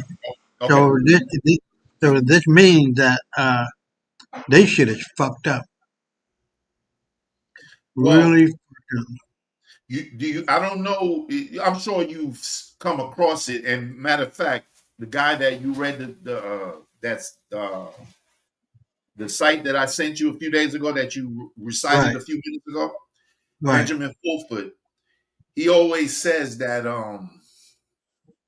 well, he's not the only one, but it was the Zionists, not Jewish, because a lot of people don't understand we are Jewish in our true sense of the word. right. Excuse me, Jews, not Jewish. Ish means kind of, a sort of. Hmm, Jews hmm. are who we are. When you go back in history, we're not going to get into that right now for the purpose of me saying this. What the Zionist plan was previously was to kill 90% of of the world's population and keep the Asians for the most part because they're passive and they usually go along with the ruling society over them. But because of the Galactic Federation and what I believe is the mandate to Donald Trump, I'm saying this as a belief, so don't come here saying that he said this or he said that. What I theorize as a result of all of the evidence that I've received is that plan failed. And it really started with Global 2000, which was what Zygmunt Zabriskie was the National Security Council director in the early 70s when Carter was president. And he wrote it as a result of the Trilateral Commission or the Council of Foreign Relations telling him to submit a report as to where we're going in the near future. I've said this probably on the show once or twice before that Zygmunt Zabriskie in about 2018, I think he died in 19, Okay, somewhere. Yeah, he said because of the internet, primarily speaking, you're not going to be able to do this anymore. And he pretty much retired a year and a half later. He was gone. If he's gone at all, he could just be behind the scenes. But he was one of the he was he was he was a Kissinger appointee, and we all know who Kissinger was. right. If he's anything close to him, It's like saying president and vice president, if anything else. Okay. So if he said that, and he's somebody who studied that historically in this lifetime of history, not 1830 or some shit like that. That man passed Right. away less than years ago. So if he said that, and we're now seeing where we're at as a people with them not reproducing, now we also have to put in the Cabbage Patch factor.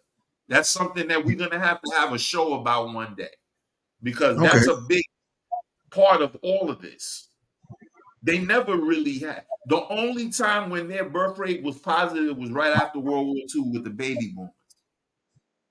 That's the only time their populations increased exponentially. But you have to remember the laws they implemented around that time too to foster that, and they right back to zero pretty much.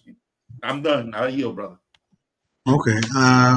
I agree with that, but I don't believe those figures are because they lie so goddamn much. You know what I mean? Because the last time you were on, I brought up the fact that what's the name of that Kaiser Foundation stated that out of the 50 states that reported, out of the 50 states, 36 reported the rate of death for by what you do when you kill your own baby. You know what I'm talking about. Abortion. Abortion. Yeah, abortion, right. Out of the 50 states, 36 reported.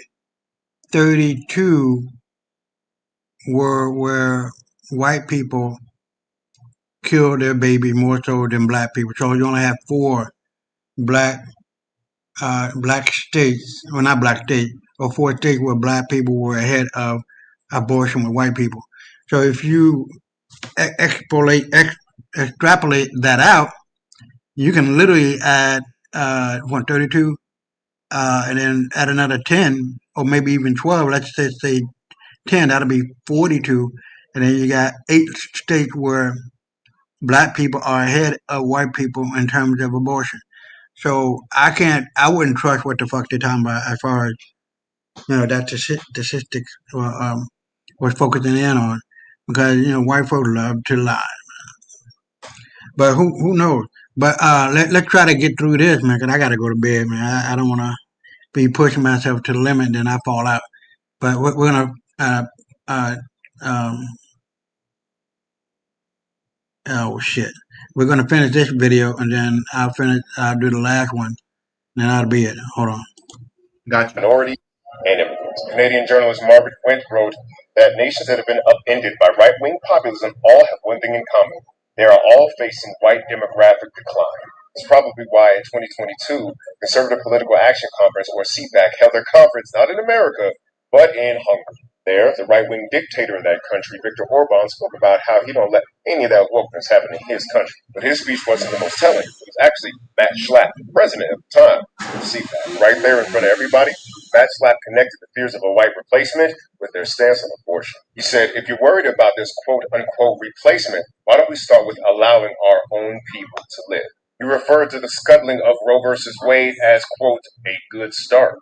Schlapp also said, if you say there's a population problem in the country, but you're killing millions of your own people every year through legalized abortion every year, if that were to be reduced, some of that problem is solved.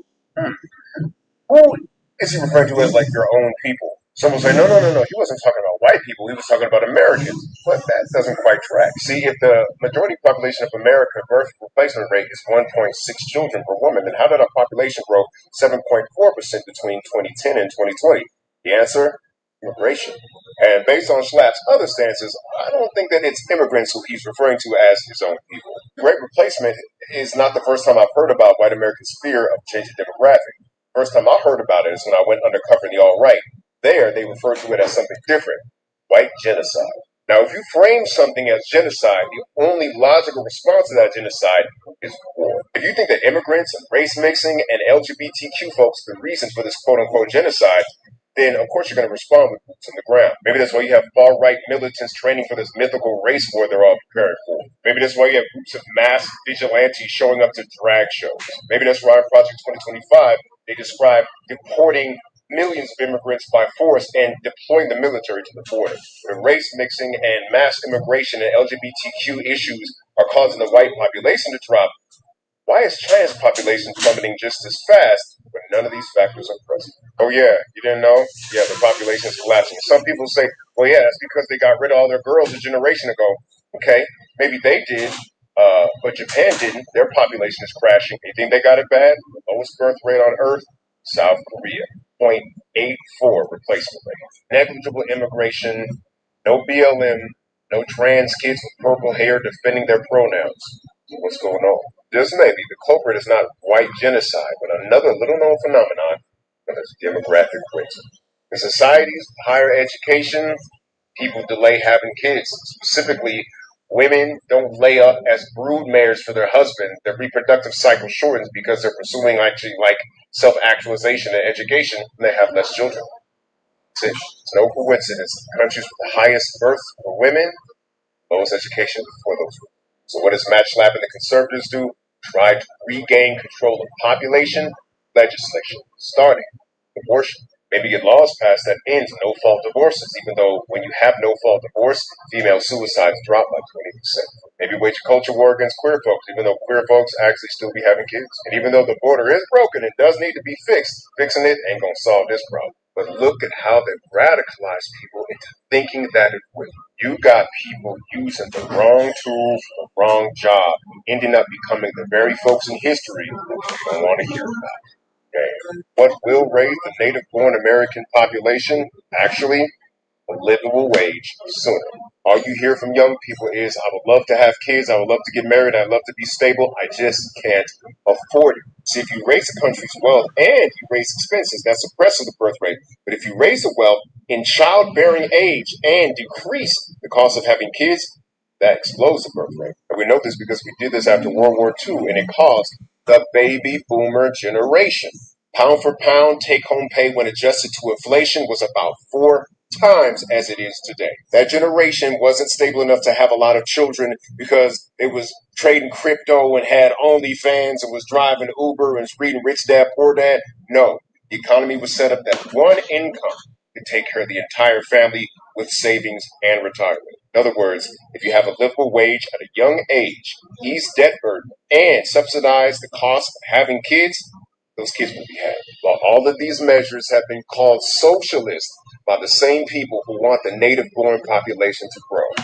Now, by the end of this culture war, that's the wrong tool for this problem. You're going to be them people in history that your descendants going to want to distance themselves from, being all ashamed of your actions that you take today, trying to save your population tomorrow. When all you had to do was make American life livable for all Americans. I'm Theo E.J. Wilson. Tell me a little bit. I only got a left hand.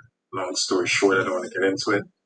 My right is going to be out of commission for like a week, but I'm going to dive into this video because I'm here reading in this article. A lot of information caught my attention. The U.S. birth rate.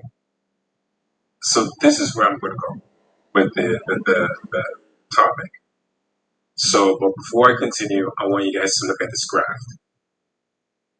Hold on. Los grandes sueños empiezan dando pequeños pasos, desde registrar tu dominio hasta crear tu web, tu correo y proteger.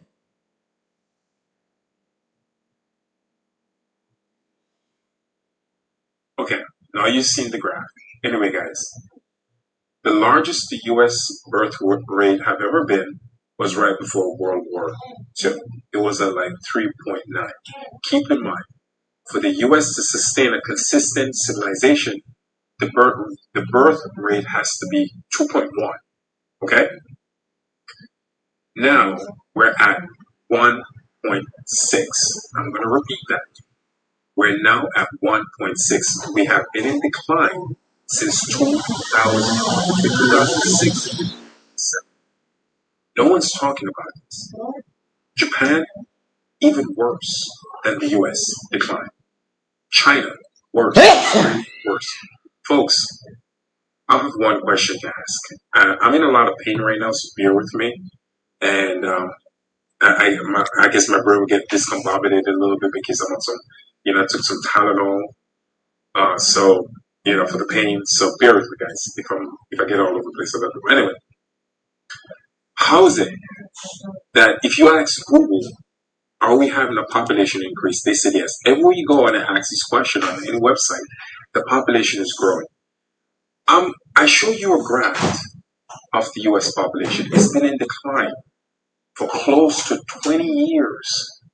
How is it a population that's in decline growing? The math doesn't add up, right? Anyone can see that, right? The thing, I'm just bringing it to your attention, folks. This decline is going to accelerate.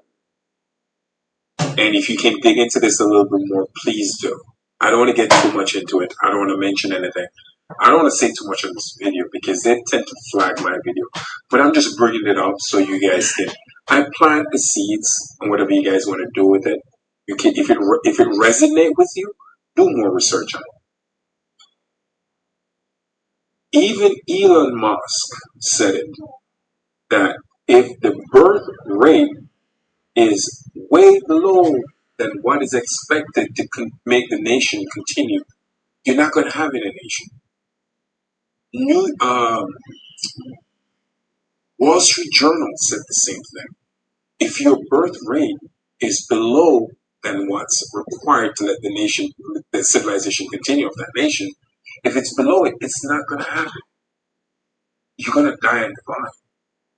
And the crazy part about the birth rate, guys, 55% of the people who are having kids at this point, Hispanic. I'm going to repeat that one more time. 55% of the people that are having kids right now, they're Hispanic. So in 20 years, if you don't know Spanish, you're screwed. Everywhere is going to be speaking Spanish. They're the only one having kids. Nobody else is having kids. Yeah, black people, niggas are having kids. Shit. Now you see why they have to let people in. You get it? I don't want to get too much into this. Now you see why they're letting people in this country? Because of the decline in population. Now it's starting to make sense, right?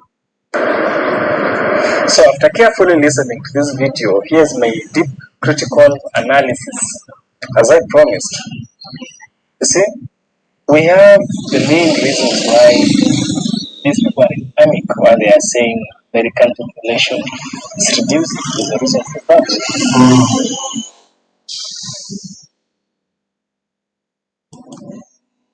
You see, and they are key drivers for this slow growth leading into the year 2025, and it's now creeping into the year 2026. You see, the first reason, or rather, the first reason here is historic low birth rates, right? Which is also called fertility decline. You know, so according to this declining fertility, the U.S. fertility rate has been falling for years, dropping well below the replacement level. You see, 2.1 children per a woman, you see, required to keep a population stable without migration. Another thing is economic factors. Why we have declining fertility, we have economic factors, you know. High cost of living, we have housing and childcare, along with financial instability, have caused many Americans to delay or forego having children. You see, if you have more children, you have more mouths to feed, and you have more money to consume. But now there is no employment, and people are thinking they don't want to put their children into trouble. I understand the logic. The third one under the fertility decline is societal shifts.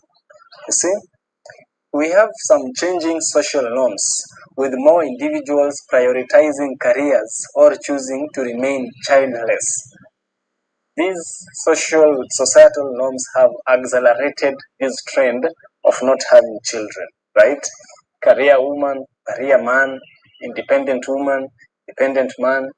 You see, all these are just agendas to ensure that population is reduced, you know.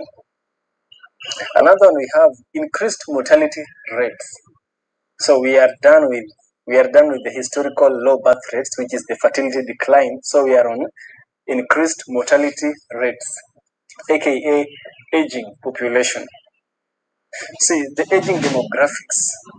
A large portion of the population, baby boomers, is reaching older ages, leading to a higher number of natural deaths, right? And if we have a higher number of natural deaths and we don't have children replacing them, what happens?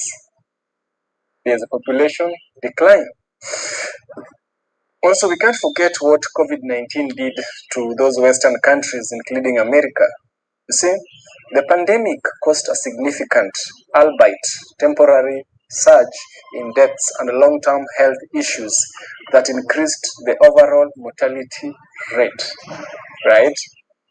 So, COVID-19 also has contributed to the decline of American population. The third one is fluctuating immigration levels. You know, we have slowed immigration. While immigration has recovered from pandemic era lows, periods of reduced immigration, both legal and unauthorized, directly correlate with lower population growth. So a good example is now these times of Trump, we have a lot of immigration, people are being deported up and down. It is logical that you'll have a decline in population, right? Because people are afraid, and ICE is also deporting. It is said that Obama deported millions of immigrants, more than Trump himself, right? So slowed immigration is also a good reason for this. So we can also discuss the impact on the growth. Because birth rates are low, the US has become heavily reliant on international migration to sustain population growth. You know,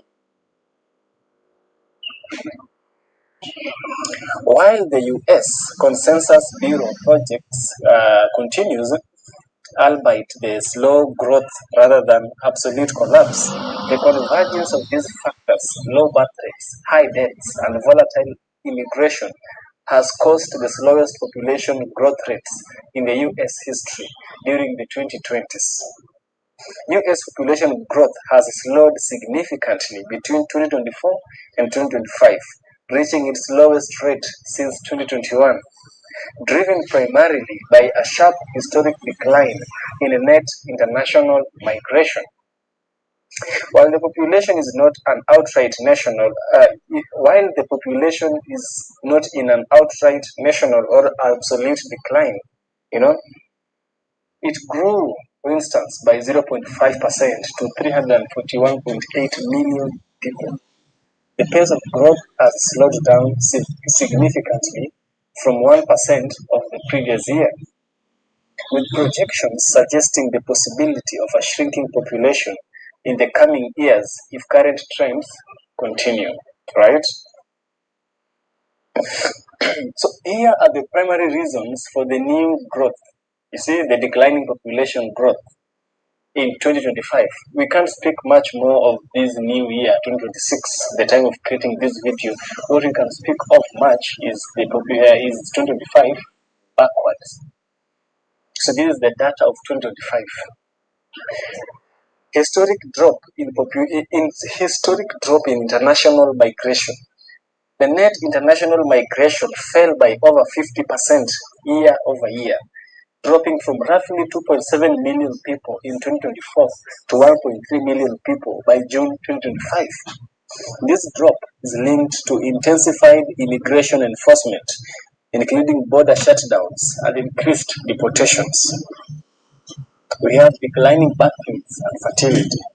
The US fertility rate, 1.62 in 2023, has fallen well below the 2.1 replacement rate. This is what is needed to maintain a stable population. Provisional 2025 data suggests that the slight pandemic baby boom was a short-lived, with births decreasing again in 2025. You know, we have high cost of living and economic uncertainty.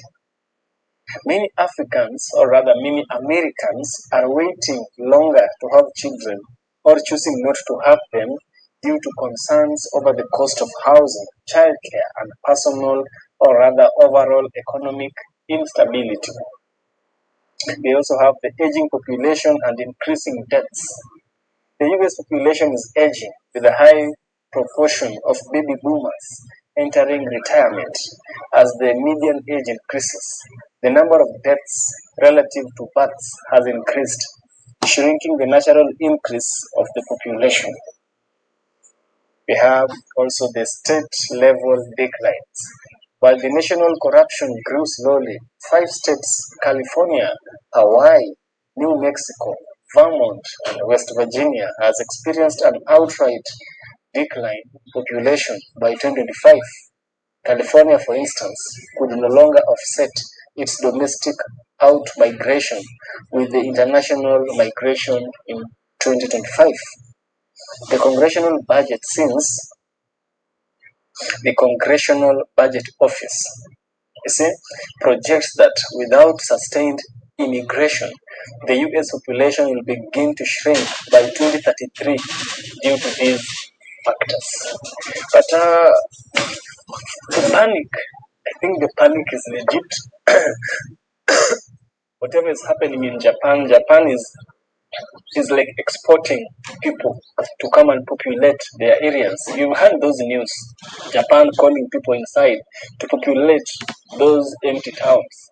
So it's a real thing and it's a real occurrence, right? So this is my thought. I'd really love to hear what you think about all this, hear your perspective about it. Yes, share your thoughts in the comment section. See you in the next one. Remember to stay positive.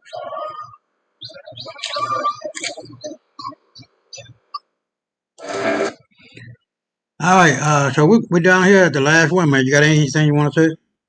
Not really much.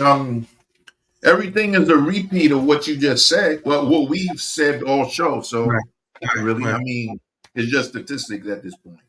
You know, whether they're true or not is definitely in decline, especially for them. Remember, I'm sure you've seen red skies in your time home, right? Red skies? Yeah, red skies. I don't. Well, I probably did. I wasn't paying attention. Well, it's called red iron oxide dust, and it's a chemical or whatever it is.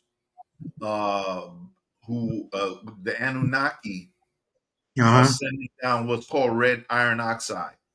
And what it does is it allows our blood to strengthen, and it actually gets rid of them. What I wanted to say before we go, bro, I don't know. I sent you an email. I don't know if you saw it.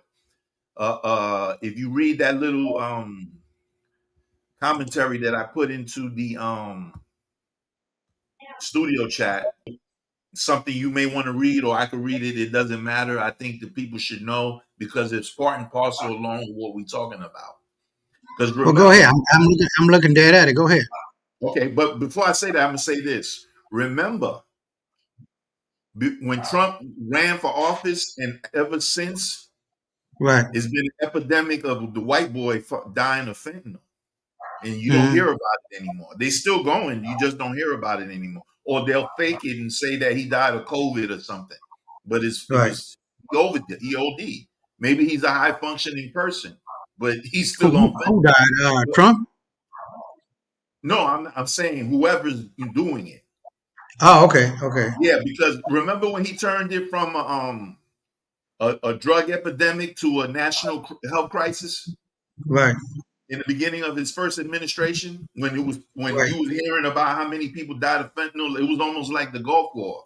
Or 30 people died in Afghanistan today, 27 in Iraq, 5 in the Gulf Coast, or whatever the case may be. But let me read this, and then we'll, when you say we're done. It's real quick, y'all, so just have a little patience. The title is FBI and DHS raid Michigan Airport, the director's office, $438 million, 4.3 tons of drugs seized. It says it's from the CJNG. So Charlie, James, Nancy, George. cartel links, exposed the fraud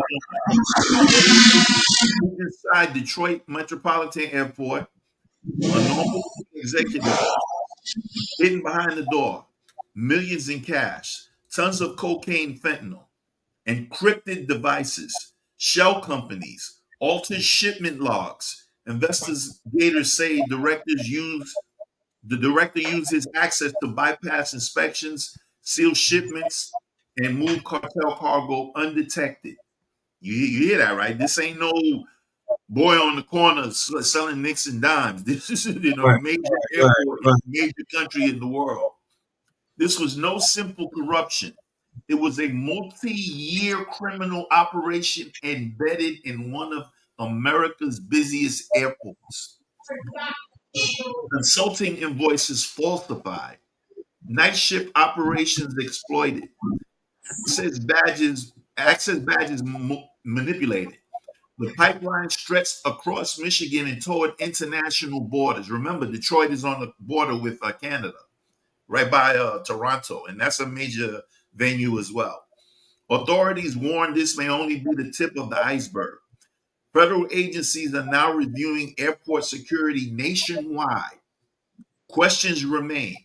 How many other facilities are compromised? Who else is involved? How deep did the cartel infiltration go? The raid shocked the nation, but the full story is still unfolding. Detroit was just the beginning. Now, let me say this before I let you go, brother. Okay. There was also a raid somewhat like this, but with trucks in Texas about a month or two ago. So a lot of people don't understand while they distract you with all these ICE killings in Minnesota, allegedly, and all the other celebrity shit that we hearing, with Jay-Z and the Epstein files and the Epstein files by itself. All this is happening. These are happening all the time. You're not hearing about it because all the other shit is taking precedence over it. We worried about celebrities and politicians and whoever might have been on the Epstein Island. Most of them motherfuckers, let me let y'all know that they talking about is already dead. They're already dead, been dead. And if you look for the information, you'll find it. So we're being distracted while these things happen. Now remember, the grabbing of Maduro, a country, forget about a fucking airport, a whole country. It don't like just over a month ago, this motherfucker got snatched out of office, or so they say. Now, in that article that you read, I don't know if it was this week's or last week, it said Maduro's chilling. And he's singing. He got to talk. He's the He's the last country you're going to go through before you get to the Panama Canal. Come on. He knows everything, whether he's in it or not. And if you in it, you got to take the money. So he's between a rock and a hard place. I believe that was all faked to get him out of there. And also there was another reason for that, because allegedly he was allowing the drugs in the it was the China putting in missiles in their country, like the Cuban Missile Crisis in the 60s. So I'm done with my little spill, brother. I'm going to let you finish the show and then we rock out. Yeah, I appreciate that, man. That does make sense. And it just adds to the complexity of the simplicity of what we see is happening, because we don't have all of the parts to the puzzle. And that's what we try to do here on the show, to make sure that people are getting what need to be got and got what need to be getting.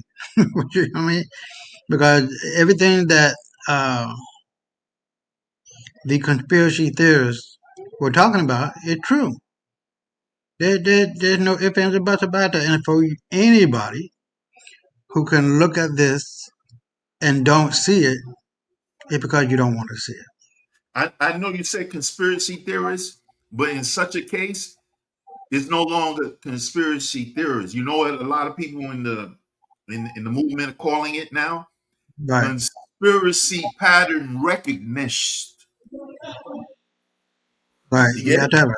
Yeah. So we examine conspiracies and then see the patterns, and then based on the patterns and all the evidence we have, we can conclusively come to these conclusions. You're a fucking grade 1 idiot if you think Epstein is dead. And that motherfucker. That motherfucker more alive than your 85-year-old grandfather who still fucking beat your ass if he want to. You got that right, man. For anybody who believes that motherfucker is dead, man. Mm-mm. And there's a lot of people who, like Joe Biden, who died a long time ago. They just looking at a puppet, looking at you know what I mean? So there's a lot of things to be a look-alike, a double. They got so right. many names for a green screen, a hologram, whatever the fuck. Take your pick. Hold on. I'm not gonna play it, but I'm pretty sure it's here. Joe Biden puppet. Let's see what comes up. No, we're not talking about that.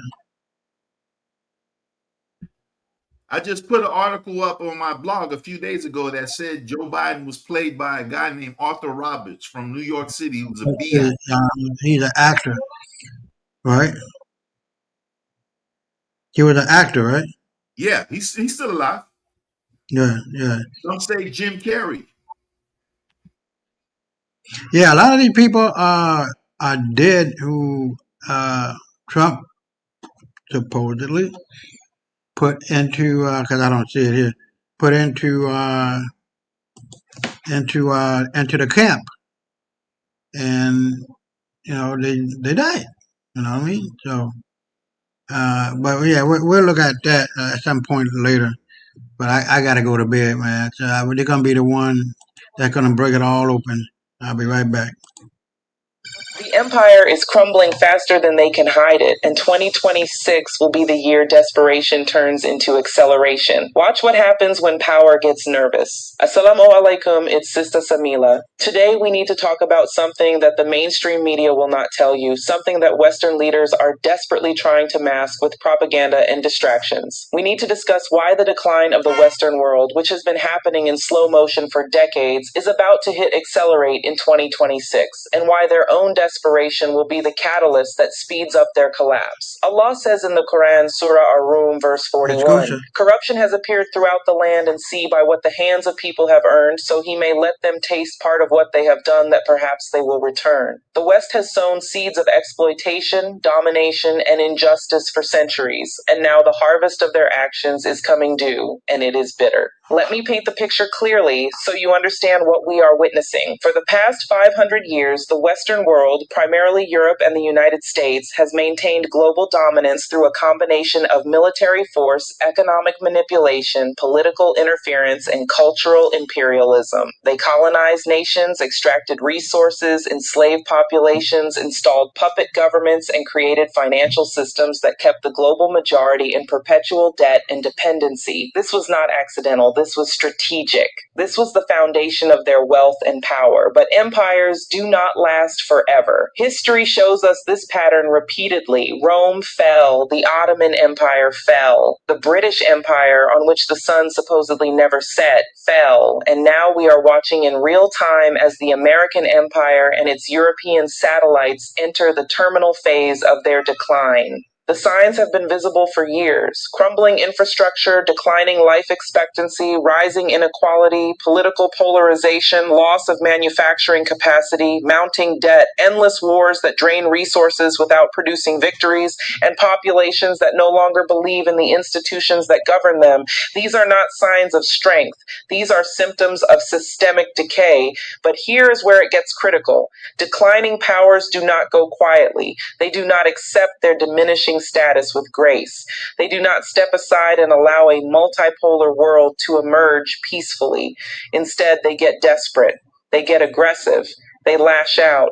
And that desperation, that aggressive flailing, accelerates their own collapse. Look at what the United States just did to Venezuela. They imposed brutal sanctions designed to strangle the Venezuelan economy, starve the population, and force regime change. Why? Because Venezuela dared to assert sovereignty over its own resources, dared to challenge American hegemony in its own hemisphere, dared to build relationships with countries like China and Russia that the U.S. considers rivals. The cruelty was intentional. The suffering was the point. The message was clear: defy us, and we will make your people suffer until you submit. But here's what the architects of this strategy failed to calculate. The world is watching. The global majority, the billions of people in Africa, Asia, Latin America, and the Middle East are watching the U.S. weaponize starvation, weaponize medicine, weaponize the financial system against any nation that refuses to bow. And they are drawing conclusions. They are recognizing that the so-called rules-based international order is nothing but a euphemism for do what we say or suffer the consequences. This recognition is accelerating the formation of alternative systems. BRICS is expanding. Nations are conducting trade in their own currencies instead of the dollar. Countries are building infrastructure partnerships that bypass Western institutions. The global South is organizing in ways that were impossible a decade ago because technology and communication have advanced, and the illusion of Western benevolence has been shattered completely. Now let us talk about Europe, because their desperation is just as palpable and just as dangerous. Europe is facing an energy crisis, a demographic crisis, an economic crisis, and an identity crisis all at the same time. Their populations are aging, their birth rates are collapsing, their economies are stagnant, their energy costs have skyrocketed since they foolishly tied their energy security to geopolitical games they could not win. So what is Europe doing? They are getting more aggressive in Africa. They are trying to reimpose neo-colonial relationships under new names. They call it partnerships and development aid, but it is the same old extraction with a fresh coat of paint. They are trying to control African resources, African labor, African markets, because without Africa, Europe has no path forward. Their entire economic model depends on cheap resources and exploitable labor from the global South. But here's the problem. Africans are no longer accepting this arrangement. A new generation of African leaders and populations are rejecting the terms that kept their grandparents in chains. They are kicking out French military bases. They are renegotiating mining contracts. They are building relationships with China, Russia, Turkey, and Gulf states that offer better terms than the Europeans ever did. The African continent is awakening to its own power, and that awakening is terrifying to Europe because it means the end of their comfortable lifestyle built on African exploitation. Allah tells us in Surah Al-Imran, verse 26, "Say, O Allah, owner of sovereignty, you give sovereignty to whom you will, and you take sovereignty away from whom you will. You honor whom you will, and you humble whom you will." The sovereignty the West once held is being redistributed, and their humbling has begun. Now let me explain why 2026 specifically will accelerate this decline. We have several converging factors creating a perfect storm. First, the economic contradictions in the West are becoming unsustainable. The United States is carrying over $35 trillion in debt with no credible plan to address it. Their solution is to print more money, which devalues the dollar, which undermines confidence in the currency that has been the foundation of their global power. Every nation watching this is calculating their exit strategy from dollar dependency. Second, the military overextension is catching up with them. The U.S. cannot sustain simultaneous confrontations with China, Russia, Iran, and whoever else they decide to antagonize this week. Their weapons stockpiles are depleted from proxy wars. Their recruitment numbers are down. Their adversaries have studied their tactics and developed countermeasures. The era of uncontested American military dominance is over, and everyone knows it. Third, the internal cohesion of Western societies is fracturing. People in America and Europe are tired. They are tired of funding wars they do not support. They are tired of watching their own infrastructure crumble while billions go to foreign interventions. They are tired of declining living standards while their governments prioritize maintaining global empire. This internal discontent will manifest in political instability, which further weakens their ability to project power externally. Fourth, the propaganda is losing effectiveness. The Western media apparatus that once controlled the global narrative is being challenged by alternative voices, independent journalists, and people on the ground sharing real-time information. They can no longer manufacture consent as easily as they once did. They can no longer hide their crimes behind carefully crafted stories. The truth is getting out, and the truth is damning. Here's the bottom line. The West faces 3 potential paths forward in 2026, and each one accelerates their decline in different ways. Option 1, they escalate aggression in a desperate attempt to reassert dominance. This means more sanctions, more coups, more military interventions, more economic warfare. This path accelerates their decline because it forces the rest of the world to unite against them faster, builds alternative systems more rapidly, and depletes their own resources more quickly. It is the path of the drowning man who drags others down in panic.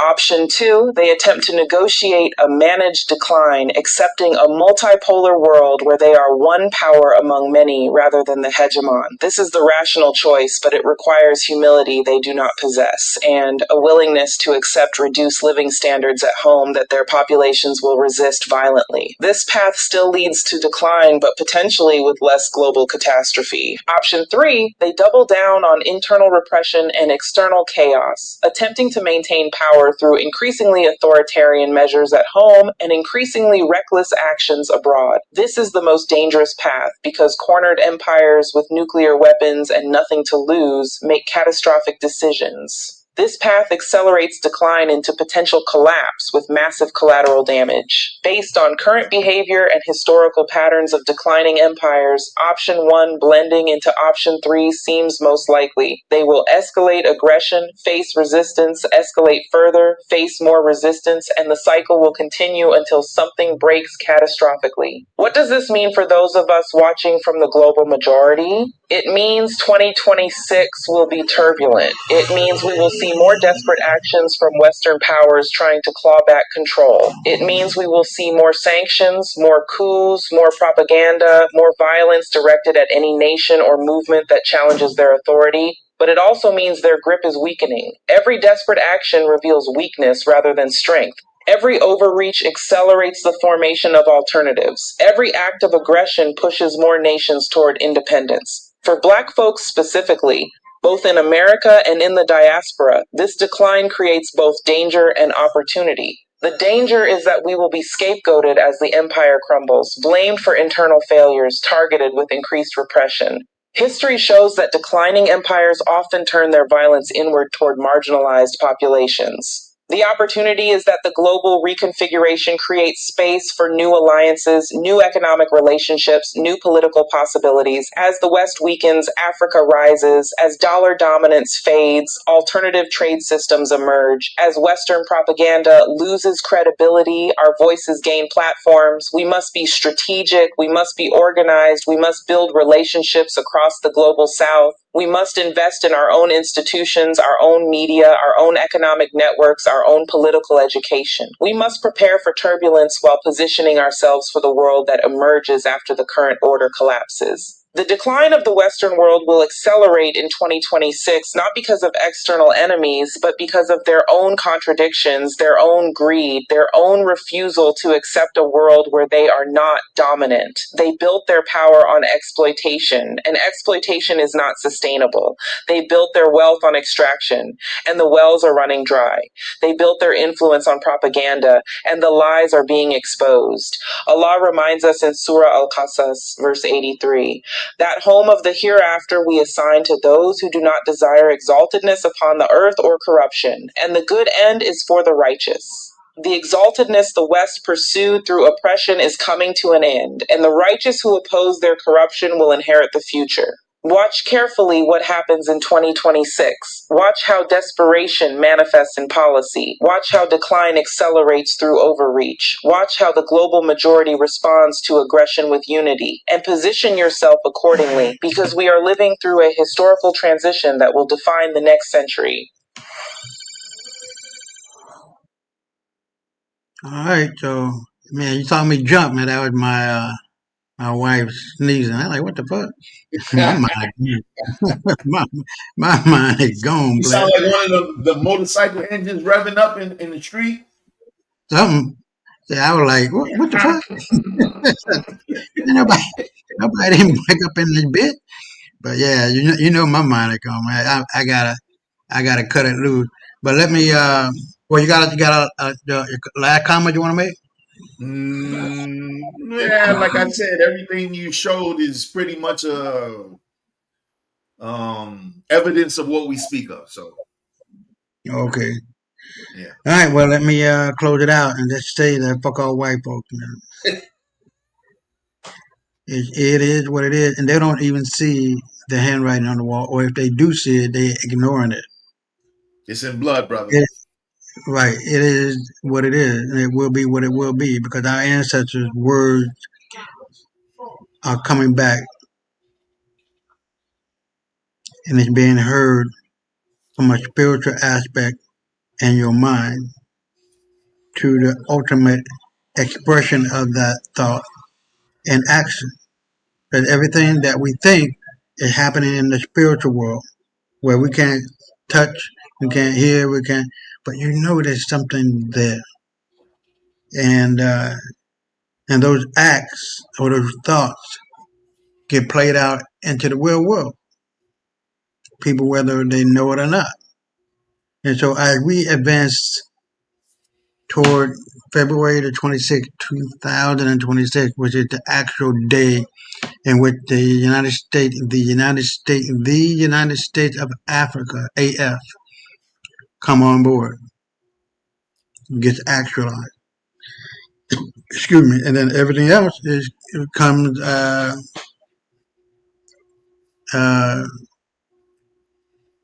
comes in line. You know what I mean? We waited a long time for this to be back on top, because the black man and the black woman, black people, we are the only ones who can take this world that has been flipped upside down, inside out, and put it back onto the scale of Mars. We're the only ones, because there ain't nobody else did this shit. And we have the gumption, we have the onus, we have the right to live in a world where our children, and children will be safe and comfortable, and never having to worry about these slick demons that are out here raping and killing kids, kidnapping kids, and doing all kind of evil. That their time is now. It is over. Believe me, it is over. There is no white boy. There is no white girl. It's all been made up to make it look like it is what it is, and it was what it was, and it will be what it will be.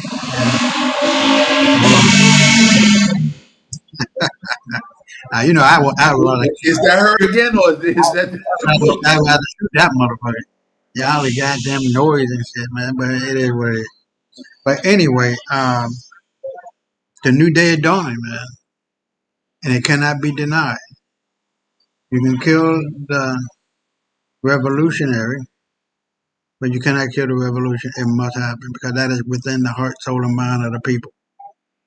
And like I said always, for the next 24/7, 365, fuck all white folk and stay black. Peace out. Stay black now. In between now, don't change on me. All right. Peace, everybody. Love.